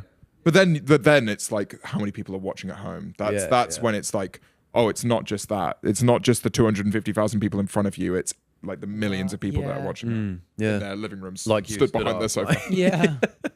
Or in Buddy Jackson. Yeah, I knew that was coming as well. I knew it. That's so funny. Yeah, I've never been to Glastonbury, and I really want to go. There's that part of my artist brain that's like, I'm only going to go when I play it. But then I think next time I was like, I'm not letting a fallow year pass and then not go. So next Glastonbury, I'm there, no matter what I'm going. Yeah, nice, wicked. But yeah, and music artist 1975. Or I like David Bowie. I think David Bowie. I can't say like specifically like this album and this song is great. Yeah, I really appreciate how much notoriety he gained from just changing everything all the time, like going through different eras and making these points of like, you know, Ziggy Stardust and then other eras. It's like, I think that's a really cool thing to do as an artist. I think the worst thing an artist can do is just be the same for years, especially if they're a solo artist. So I think that I find that very inspiring. Yeah. But, yeah. Oh, wicked. That was a great desert island disc. That was one of the discs when we bring it to desert islands. That's also. I feel like mine's the best nowhere desert island near disc. Well, I would love to hear another desert island disc. Can I? Okay. I would say my favorite song right now. I think it's just because it's hit autumn, and it's such a busy period work-wise, and we've had a quite chaotic, maybe like 2 months with tour in Japan and stuff. Yeah. I'm really enjoying quite like, I don't know what, like indie folk type, just chill out, like guy singing with a guitar. And You'd like the Geese record and the Really? Cameron Winter record. You would love them. They're really cool. There you go. They're really cool. But have you heard, quite mainstream it, Gregory Alan Isakov? No. Bit of a weird name. You actually might recognize one of the like some of his songs, because when I heard this song, it's called Amsterdam, and it's just lovely and really chill.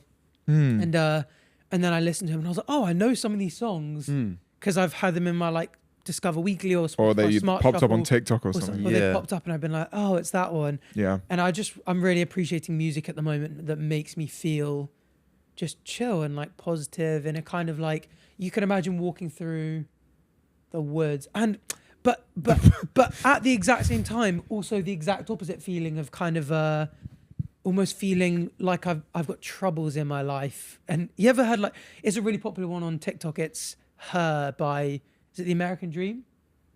Yeah. Ooh, I know what you're talking I'm about. sure if I've seen that feature on your story maybe just once. It's a great song, and I like both of them because they have like real calming. You should listen to Love Takes Smiles by Cameron Winter, because that is that kind of like happy, sad, kind of indie folky song. It's that. So that's his solo work. The Geese's frontman's solo work. Okay. I heard, that's how I found out about Geese's, because I heard that song on TikTok and I was just like, this is brilliant. Who is this man? And it was like, oh, he wrote this when he was 22. And I was like, wow. Jesus Christ. Wow. Like, it's a brilliant piece of music. So yeah, I recommend you should listen to Cameron. I love it when you like really like an artist, you don't know them that well, and then you find out they either have solo stuff as well or band stuff as well. Do you know Jose Gonzalez? I love his music as well. Yeah. And finding out that he had a band, or has a band maybe, and that there was just a bunch of music that I'd never discovered before with him singing. I was like, this is great. Yeah. But yeah, all time for me is Coldplay and 1975. They're the two that like, I feel like I never get bored of their songs. Yeah. There are so many songs like I'll like a song, I like an artist, and I'll really rinse it. And I'll just be like, oh, okay, I'm a bit sick of that. Never quite go back to it in the same way. Coldplay 1975, I can kind of have on in the background in my life whenever, and I'll never feel like I'm bored of their music. And I'm so curious what makes it, because there are some great songs, and I'm obsessed with this song. Yeah. And then it hit a point, I'm just like, I don't really like it anymore. Whereas 1975 and Coldplay, like, It's because they were there in your teenage years. maybe. Because you connect them. It's almost in the same way that, like, I remember someone was telling me once, this is a massive sidebar, but if you take LSD a lot when you're a teenager, when you're 50 and your spine breaks down, the LSD releases itself again, and you have secondary acid trips. No way. I think there's like... Whoa. Sorry, yeah, that's a random thing just to drop That's so funny. I knew my granddad was acting up lately. What the hell? But I think it's like... Granddad tripping balls again. It's in the same way that, you know, that scene in Ratatouille where the food critic eats the ratatouille and then he's just like... Yeah. And he goes back to his childhood. I think that's the same thing. I remember when I hear Somebody Else by the 1975, I remember the first year of uni when I heard that song for the first time. Yeah. Like, these things have their weight. When I listened to Foo Fighters again, that was the band I loved when I was a teenager. That brings something out in me. Yeah. And it's quite hard. You won't have that yet for the songs that you've loved in your 20s. You will have to be older. Yeah. And you'll have to come back to them. Yeah. And then you'll listen back to it and you'll be like, when I was in Japan, I was listening to that artist so much. You're right. You are right. Because with the 1975, my OG audience, when I was a really small content creator and I used to Twitch stream Minecraft to like 30 people, the number of them would always be like, oh, put on this 1975 song, and I didn't know of them. I'd obviously had Chocolate on the radio and stuff, the basics. But when I started really listening, I was like, oh, wow. And then that probably was a part of it. That would be part of my streaming playlist. Yeah. That for like, probably like a year or two, every night I'd stream. I'd have that like stream playlist, and like a third of the songs were 1975. Yeah. I remember playing Reading and Leeds, and the Killers played a set at Reading and Leeds, and I remember, as much as it is a joke, seeing Mr. Brightside live after like drinking culture in the UK, that just being a thing put on at house parties. You can like, taste the dark fruit immediately. Yeah, exactly. You feel, but like I remember just like feeling this serotonin boost and like just chanting it with my mate Orr, who's not from the UK. So it was like, we were stood together, and he was like, "I've always wanted to come to the UK and see them play that in the UK, so I could be a part of it, and see what it means to British people." It's like it's a weird cultural thing we have. It is. I had a very similar thing with the Kooks when I saw the Kooks live first. Like growing up, they were just huge, and then seeing them live for the first time like 10 years ago, I was just like, "Wow, this is so weird." Like it's almost like realizing in terms of like making real a big part of your life, where like it was a soundtrack of it, but seeing it in flesh on stage in person, it's a weird. It helps you reflect. Materialization of a of a time period era. Very interesting. What's your desert island disc? Oh, thank you for asking me what my desert island disc would be. I love this desert island disc section. I really tell. I feel left out because you've got your wings being. I've got desert island disc. Yeah, you need something. My okay. You got your please laugh sign. Yeah, that's true. Yeah, you've got that. My favorite song right now. I actually just watched Hamilton for the first time. Oh, loved it so much. My favorite song right now is probably. I've been listening to Wait for It a lot. So good. Yeah, exactly. Yeah, so good. And also, I'm seeing Stereophonics in a couple weeks, so I've been listening to All in One Night a lot. Love Stereophonics. That's one that's from my childhood, because my dad would always be listening to that. So that is one thing that I'd always think back to. It's always car journeys, I feel like. Yes, that's a big thing, because I think the same. That's a good point. Yeah, always takes me back to a car journey. There are two albums that my mum used to have. It was like a Damien Rice and a Jack Johnson album. Yeah. And again, I love listening to them. I listen to them on repeat. And whenever I hear that, even now, even though I've listened to them for so many years since, I'm thrown straight back to my mum's VW Beetle. I remember the Beetle. My dad listened to Journey a lot. And my mum, I remember she listened to Bryan Adams a lot. Yeah. And I found out recently. Have you ever heard Bryan Adams? I heard the name. Yeah. In the summer of '69. Yeah. Oh, yeah. Summer of '69. Cool. Not written about the year 1969. Freaky. Yeah, it's a freaky song. That's Arthur Hill all Summer over of Summer of BJ's, and I'm not talking about Buddy Jackson. No, I'm not talking about I'm not talking about Buddy Jackson. Damn it. Wow, that's an which would be every summer. But I was just like, wow, my mum was really like just fully fucking listening to that song. Just like every car journey. Yeah, I was like, wow, did she know? Every single time.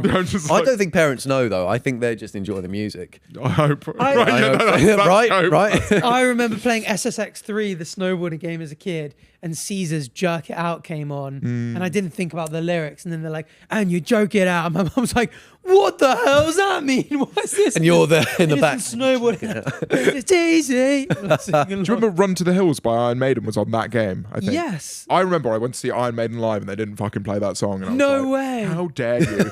I was like pretending to be on my fucking snowboard, and they didn't play it. Do it. You played SSX3? Yeah. Wow. Banging game. Great game. What about Steep? You guys play Steep? Steep was great as well. I've never played Steep. That was Memeulous era, when I was kind of like... Oh, that was the one where you'd have the giraffe thing. Yes. Yeah. Yes, exactly that. I used to be so particular about my commentary videos when I was doing faceless stuff.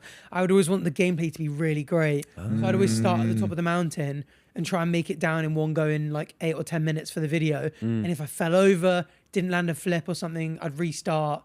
And I'd spend like 3 or 4 hours getting the perfect 8-minute clip for the background for my commentary video. I don't know how George did that, to be fair. I didn't, because I edited for George. That's like how that's like one of the ways I got my start. And yeah, when I had like 4K subs, I was editing George Memeulous videos during his like Fiverr era. Yeah. So like all of those like collab ones he'd do where he'd sign up to a website, loads of them were edited by me. No way. But he never let me edit his commentary videos, so I couldn't tell you about the Steep footage. Wow.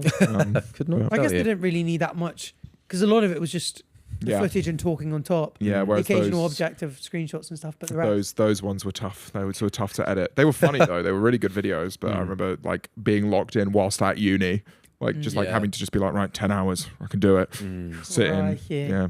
That is intense. Yeah. You were, studying modern languages, were you? Yeah, I was at UCL, so I've been in. I had been in London for a very long time before moving to Brighton. But I'm glad it. I don't mind coming to London every now and then. I might move back a little bit, but Brighton I do love. I love being outside of it all. Yeah, it's nice. It's very walkable. Which I've thought from time to time about moving to Brighton. Obviously, I grew up on Jersey, beach place. Yeah, I love the idea of the beach, but it doesn't. It's a very different kind of beach. It doesn't remind me of home when I'm on the Brighton beach, because it's pebbles rather than sand. Yeah, I think I'm like, oh, this is a different biome, and I'm not used to different biome. This is a different biome. This doesn't remind me of the desert island disc. But it is a lovely place, and I love going down to Brighton, especially in summer. Like sometimes we'll do like a day trip down. Oh, I know you do. All you Londoners fucking do it. Yeah, bastards. I bet you hate it. Don't you? We're the foreigners. Go back. Build a wall on that train track. No, that's why we made the pier in Brighton, to get everyone to go to. No one in Brighton goes to the pier. It's just like everyone's like, oh wow, Brighton, let's go to the pier, and we're like, yes, it's working. Oh dear. Oh wait, there was actually one other thing. What was it before we move on to the next thing? What were we talking about just before that? Was it about wings? Because there's a place that I know that... Desert Island Disc was about that. Potentially about laughing or something. Something funny. Something funny. Laugh. So really quickly, the reason I asked about the languages is, especially with TikTok blowing songs up in different cultures. Obviously, you have the kind of like Justin Bieber doing Despacito. Yeah. You get a lot of big artists going like, if you can get a song with Spanish in it or in Spanish, and Portuguese, so like pops off in Portugal and Brazil. So what's the weekend one? Sao Paulo. Yeah, sometimes there will be artists like Baby No Money just did a song about Brazil. Really? So it's like that, and it does really well. Because it's like, I know a lot of TikTokers that do trends will go like, every now and then they'll throw in a Spanish or a Portuguese trending sound because it can blow them up. Do you ever think about that with music and go, you know what, I'm going to get a big Spanish artist to come in and do a verse? Are we there yet? I was going to do a little bit of one of the songs in Spanish. And obviously giving you that, because that was one of your languages, wasn't it? Yeah, and Are We There Yet is about the time that I lived in Spain. So it's like that one felt the most natural to me, and then it didn't happen. Right. Funnily enough, because I did a video about Lele Pons back in the day, and I had a song called Adios Lele. And the whole song's in Spanish. Yeah. And to this day, that's the reason I have it. Funnily enough, it's the reason I have whatever this career in music is. It's because I posted Adios Lele onto Spotify and it got 100,000 streams. And I was like, if my joke song in Spanish can do that, then surely if I do something serious, it can do that as well. And it did. And then I removed Adios Lele. And now there are still people that will come to the shows. And like every now and then in your ears, because my mic is so loud in my ears, I can pick up some crowd noise. Right. And I do have some ambient mics on. So I'm really locked in. I can like really tell how people are doing in the show. Yeah. And sometimes there'll just be one person that goes like, Adios Lele. Really? Sing Adios Lele. I'm like, not doing that. Like, just like some random like song I did about a book that Lele Pons had ghostwritten for her like 10 years ago. So that's probably a bit of them flexing, going like, I'm an OG. Yeah, I'm an OG. Yeah. All these people. I know the deep cuts. Yeah.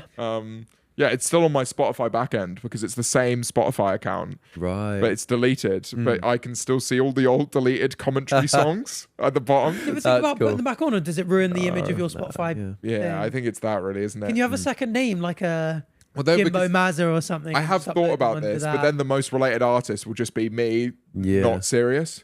Right. So it's like, you'd rather kind of be thrown in with like, I think Arthur's really high up on mine. It's like that's inevitable and that's cool. Like we kind of are high up on each other's ones, and that shows we're both going in the right direction. And then like Royston Club and stuff like that is kind of cool to see the kind of connection, and Crawlers and lots of other cool artists. So so those songs are staying off. Yeah, they're staying off. Yeah, unfortunately, but they're still, you can still find them. They're not good, but they're there. They exist. Fair enough. And then last up, we're going to have blind ranking YouTube and music. Yeah. Oh, time to get mean again. Is it? What Imagine, is this? Arthur Hill, bottom. After all these nuts. Number 10. Yeah. Well, can we get a number lower than 10? Okay. Blind ranking YouTube and you know how music. this works? You've done many like this before for the audience. So he's going to see it and he's going to have to drop them into the table. Okay. So, number 1, KSI. Okay. This is quite intense, actually. Well, it's YouTube and music as well, remember? So you're... I think KSI does have some good songs, especially the ones that he did with Randolph back in the day. I really like. Randolph's so talented. I can't believe he doesn't keep doing music. Well, I've actually had a long chat with him because him and I do speak. We missed each other in Chicago by one day. He was doing a convention for Pokemon stuff, and I was doing a gig, and if it had been on the same day, we were saying that like I was going to go and buy some cards off him and he was going to come to the show, which would have been so nice. But I spoke to him about it, and I think it's just like you've got to follow your heart in that sense. Like whatever you're passionate about is what you should be doing. It's so he can be good at music, which he is, But then if he's not but his feeling passion wasn't there. his passion's more for Pokemon, which is fair enough. Absolutely fair enough. I would put... And killing it with Pokemon as well. I feel like he is. I feel like I have to be fairly conservative and say, yeah, the thick of it wasn't for me. I'm kind of like... I'm excited to see what he does next. Now it will kind of pull more of his focus. But for now, I'm going to go with... I don't know. There's a lot of musicians that have come from YouTube that I love. Yeah. Oh, so you think like they I'm might thinking come like up? Joji and Dodie might come up, and then Joji. those. You put me on Joji years ago. Yeah. Oh wow. That's So I think for that yeah. reason, I might have to go 7. 7, fair. Holiday's a banger. That's my favorite Care song. Holiday is a banger. I like that. Very well written. Yeah, it is. Yeah. Right, What's number 2? Joji. Speak of the goat and he shall appear. So I've seen him live, and he was fantastic live. I'm really excited by his new record. His last record, it was his last record called Smithereens. Was it Smithereens? One before it was Nectar. Jabber, you a Joji enjoyer? No way. Wow. I went to go see him at Heaven, like an 800 cap venue years ago. And he was yeah. Wow. Yeah. Wow. I love Evan. I love it. Yeah. Yeah. Oh, he was maybe at that show. That's really weird. Wow, That's weird. so funny to think. And I remember there's something I think about every now and then where sometimes you'll do a crowd thing and they'll like really there's people that come from music, but there's obviously a lot of people that come from like the YouTube side of things. And they will kind of make references to the YouTube side of things in the crowd. And I'm completely comfortable with that because I remember I went to a Joji gig and there was someone dressed up as Pink Guy with his Pink Guy book and he was just heckling him after every song. And I was just like, no matter what happens in my crowd, as long as no one comes dressed up as Doing Pink that Guy and going like, just shouting at him. I was just like, how can you it must be so hard to like lock back in and do an emotional song. Yeah. Do you kick people out? Do you just go like, you're a chump, like piss off, you're making the show for everyone? Do you not do it? No one's Is it been too that awkward? bad. But then sometimes you'll do shows and every crowd's different and every crowd kind of like feeds off of itself and becomes like its own little hive mind. Yeah. And some crowds are fantastic and some don't. Sometimes the energy isn't quite what you're looking for that day. If you've had a difficult day, you'll find yourself being like, I want to be like really, I want to feel this, I want to be performative, and I want to be like emotional. Yeah. And then sometimes the crowd are going like, sing good bin, bad bin, and you're like, oh, just not today. Yeah. Let me have this. But then you always have to kind of, it's like a call and response thing. Yeah. Kind of like feed into certain things and not to others. And Yeah. I love the crowds that come to my shows. Anyway, I'm gonna say I feel like I want to say 1, but I'm tentative because I think Nectar was a fantastic album. I think Smithereens was fine. I think Glimpse of Us is a great song, but I think his next record will be fantastic. I'm gonna go 2 because I feel like there might be one. Oh, wait for I'm the forgetting. last person to be Jake Paul and he's got to get No. the screenshot on Twitter. Okay. Well, Everyday YouTube Bro man. was fantastic. Everyday Bro was a banger. Jojo Siwa. Oh, that's so funny. Back in the day, I was mean to Jojo Siwa. Oh, you did commentary videos with Joe. Yeah, I really regret it. It's really bad. Yeah. I remember there was one time where I made a video about her and she DM'd me, and I think it was her mum that DM'd me. No way. And I made a video about the fact that Jojo Siwa DM'd me. And that is just like, what was I doing? That was just the era of YouTube though, wasn't it? I just got the message from her and I was like, that's 500,000 views. Yeah, I was just exactly. like, Yeah, it was just a video of just like, she DM'd me. She DM'd me, But yeah. She DM'd me, she's just being like, you're like kind of mean. Yeah. Like, that's essentially what the DM said. And I was Yeah. just like, I got sent a DM saying I'm mean. I was just so disconnected from it. Anyway, Yeah. her music, I don't think it is bad. I think there are definitely positive parts to it. I think obviously there's hooks as well, because I remember I should have known better. So it's clearly there is like essence there. Yeah. And she's touring now kind of more, like obviously the music before was kind of more towards children, whereas now it's more Yeah. adult. Yeah. So that's cool. But I wouldn't put her above JJ, obviously. So I think 8. 8. Nice. Were you at the function the other day where we met the girl who was in Jojo Siwa's music video? Yes. Wasn't That's Alexis War. Yeah. that's That's Alexis. I had the thing in my head like I met someone Very the other important day. person. I was like, I met girl. someone the other day. And I was person like, that I was trying dances. I to... don't know why I That met was why I her. called it a function, because I can't remember couldn't where. remember. Function. I Right. remember it in my head. I was like, I remember seeing someone the other day saying that they were in, and then I was like, Yeah, it was it Alexis. was Alexis when we went The to function. the when we went to see George. The she function showed being us the it. Strictly VT, yeah. Strictly Yeah. VT. Now it comes together. I just forgot Well, where great it was. fun. Function goes crazy, All I though. remembered was that it was someone in a music video. Yeah, and I yeah. completely Yeah. forgot who and where it was. It was Alexis. It was. Shout out her. What a lovely lady. All right. Nice. Oh, Logan Paul. Oh. Okay. We'll chuck Logan in at 10. I think like Logan. I think he would even say it now that it was just kind of like a businessy thing for him. Yeah. in that it just wasn't for me. Yeah. Randolph. As I said, I think Randolph's stuff that he's done with JJ was probably towards the side of JJ's stuff that I liked the most. So with that in mind, I'll probably chuck him at. I know Quedeca's about to come up as well, isn't he? Most Love likely. Quedeca. 6, I'd say, maybe. He didn't lean into it as much. He probably would be higher on the list. Yeah, if yeah. Music was a If passion for he'd him. released an album 'Cause like it's over like- the last 2 years, then I think I Yeah. would have something kind of more modern to take a Yeah. Yeah. splash at. YouTube musician. Are we calling him that? Did he start on YouTube? Wow. Did he?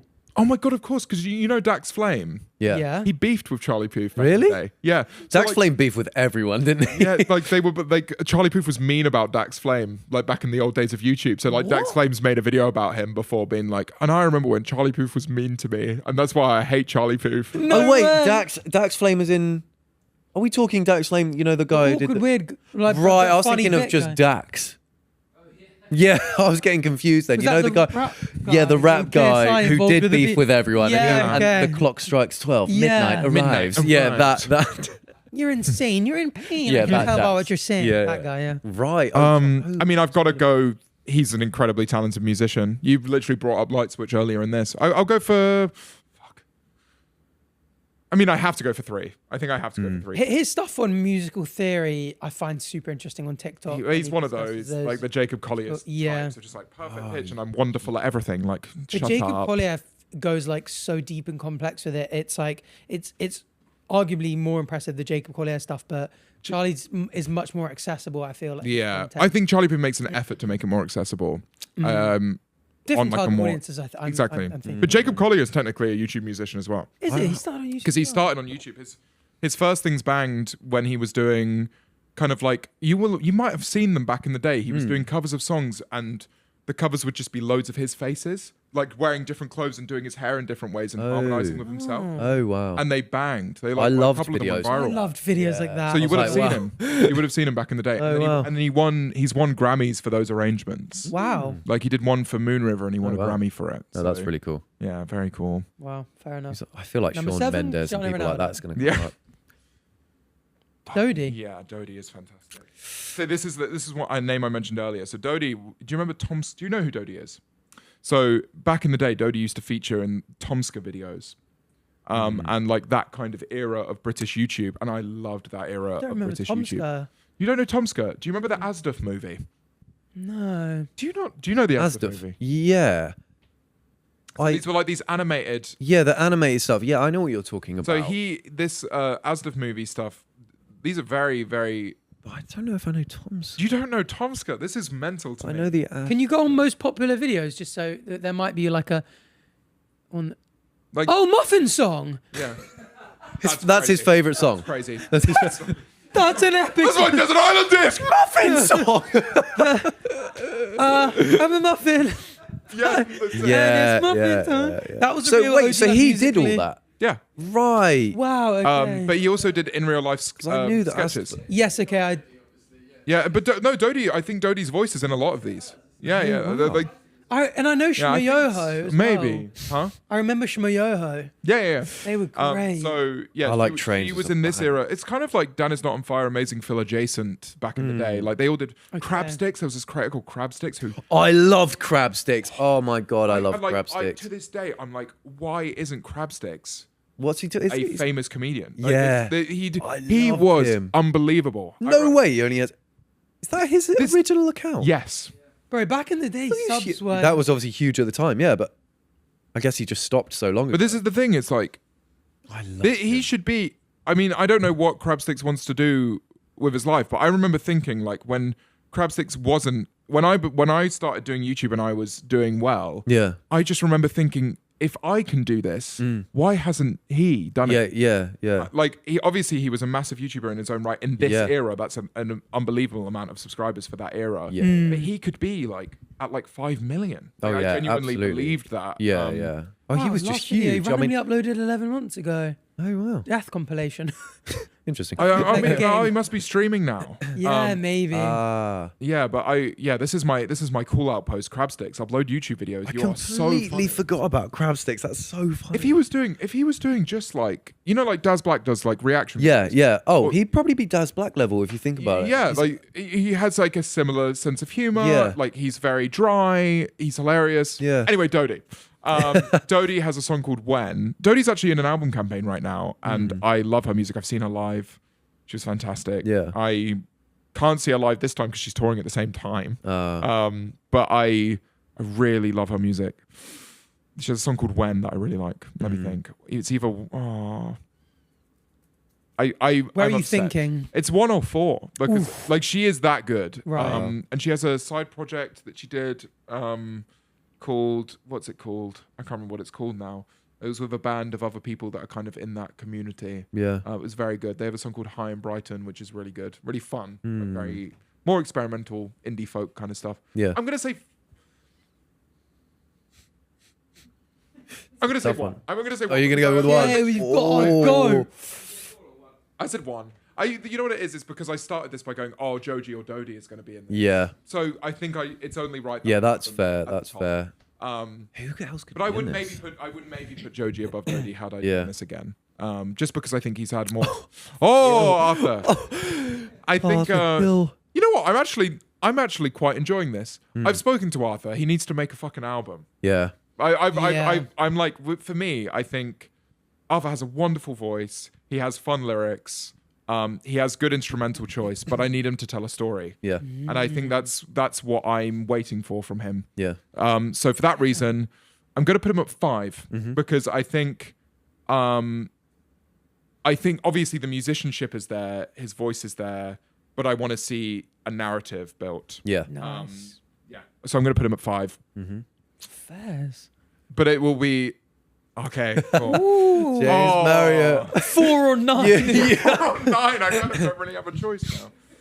Oh, Jabby, you've played this well. Jabby, It is you the are brilliant. penultimate one for him. Jabby, you're brilliant. He's brilliant. Oh, that sucks. We should let Jabba go home on Christmas Day. Actually, No, we should let him out the cage. You're getting Yeah. ahead of yourself now, but Oh, it's not. But not knowing who 10 is. Oh, that's why it's all I feel fun. like Oh. number 10 could be like Shawn Mendes, or it could even be like Justin Bieber, because Justin Bieber blew up on YouTube, not directly to camera, but Biebs. I just that's don't know what really Jabba tough. been doing in that nerve center.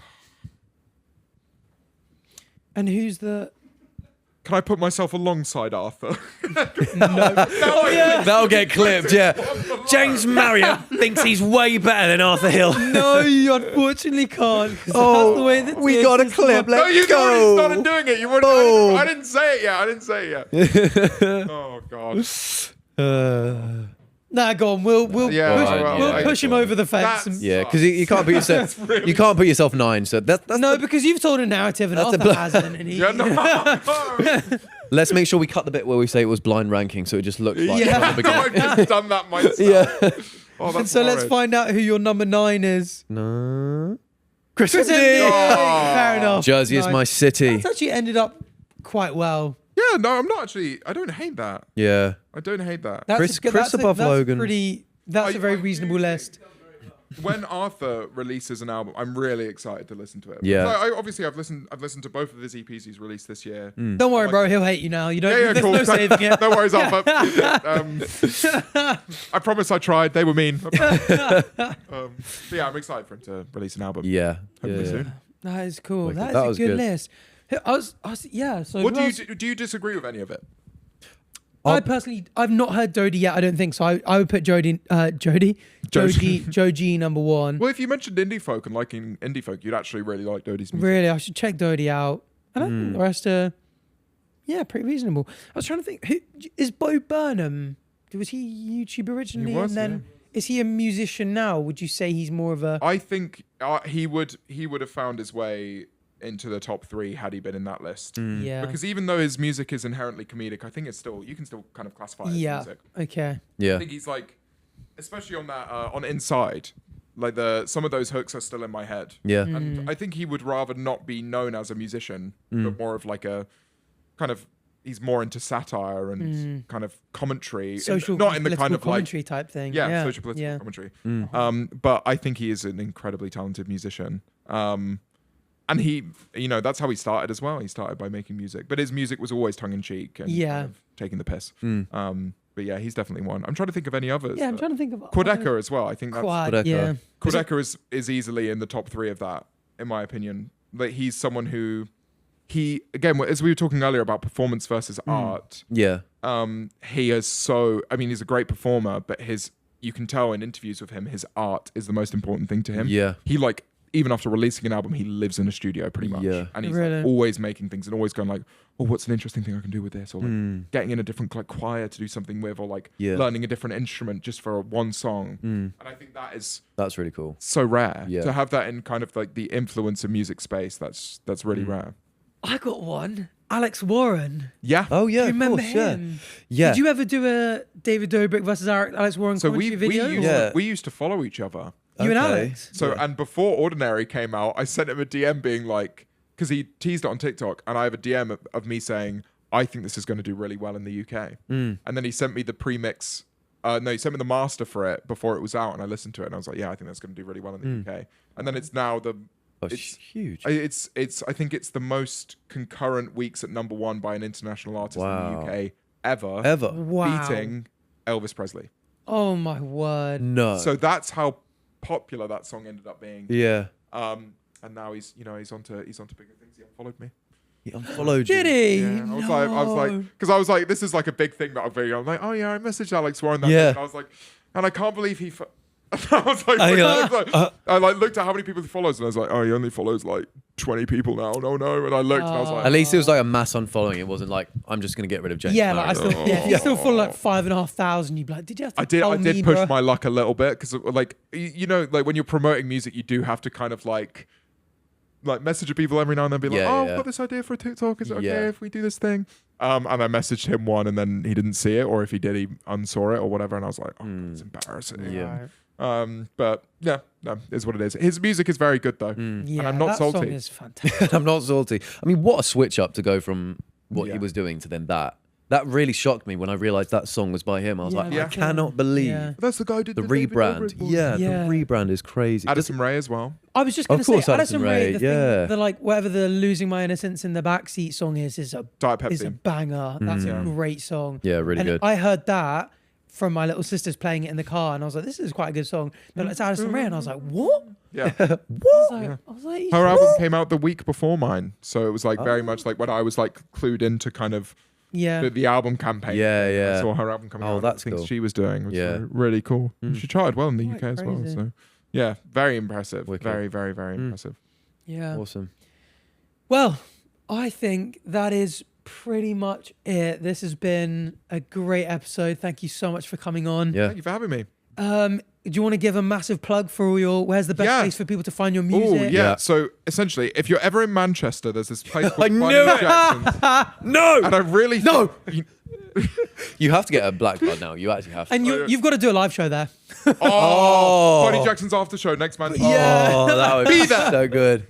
No, but where they find you? On Spotify. Just search up James Marriott on Spotify. And you should go to Rod's Cafe. Yeah. Look at our store locator and pick up a Rod's. We've got a tiramisu flavor out. It's really nice. Is there ever going to be a pumpkin spice latte but cold version? See, we want to... Because I don't drink coffee, but that's the only one I really like. We probably will at some point, but I think it was a little too easy. Yeah. We were like, we don't want to come out the just call me basic. Yeah. we Sorry. don't want to pander to people with basic I tastes like keep you. accidentally insulting Arthur's. I need to stop it. No, fair. So check out Roz, check out James Marriott on streaming platforms. Yeah. Yeah, go for it. And check out Bunny Jackson's. The Yeah, best wings you can get in Manchester. And thank you guys for listening and for recommending it. I realize I have an actual brand. And I know. I'm not promoting my coffee. Yeah. I'm promoting a fucking Bunny wine Jackson's, bar. by the way. Where can they buy rods as well? In Sainsbury's and stuff? Maybe one day in Bunny Jackson's. Okay. What a collab that would be. Wow. Sainsbury's, Morrison's, Ocado. Nice. And other places maybe by the time this comes out. By the way, we asked you to come on the pod when we were on tour. And then a couple of the shows we were like, there was a segment where we were speaking about the podcast and guests and stuff. It was like, who's your favorite? No, we would say like, who's your favorite guest or something? And then we were like, who would you want to see on? And every now and then we get like, we'd ask that question. We'd hear quite a lot of James Marriott, and every now and then we'd be like, just so you know, there's someone coming on the podcast. It's James Marriott, and the eruption of applause was insane. Yeah, it's weird. It's weird. I saw clips of that. Did you? And I was like, they've not locked me in. No, we hadn't locked He was doing it every show, actually. This is like an easy please laugh. Yeah. It's like, No, that's what But it was because we had a message being like, come on, you're like, I'd love to come on, but I'm in the US. And we were like, we'll get it sorted. But I was like, that's enough to that's enough to leak. You basically gave James no choice because you had promised it to all these people. Yeah, so James sees it and he's like, well, I have to come. That was the point, because we were like, and if he doesn't come on, get the pitchforks, find out where he lives. Yeah, no, exactly. You guys just put me in a van and drove me. It turns out that you just like linger around Bunny Jackson for long enough. Okay, thank you guys for listening. Make sure you like and subscribe. Rate us 5 stars on the streaming platforms. We forget to say that actually. Please keep doing it because it means a lot, rating us 5 stars on those streaming platforms. And do you want to pick the emoji for YouTube commenters to leave? Oh, wing, like a chicken wing. Yeah. A chicken. Like Bunny Jackson. Or just BJ. BJ. Everyone comment BJ. Everyone put a chicken and write BJ will get... It's like instead of putting smash. Love a good BJ. If you write BJ, the algorithm will be like, this is a freaky pod. Let's not recommend it. Just the chicken emoji will do. And... thanks for watching. Thanks guys. That feels like kind of mean though to do an actual live chicken because they're dead by the time true. that you eat them. Well, people have to face the fact that BJ's kills chickens. Okay. Bye everyone. Thanks for watching. Bye.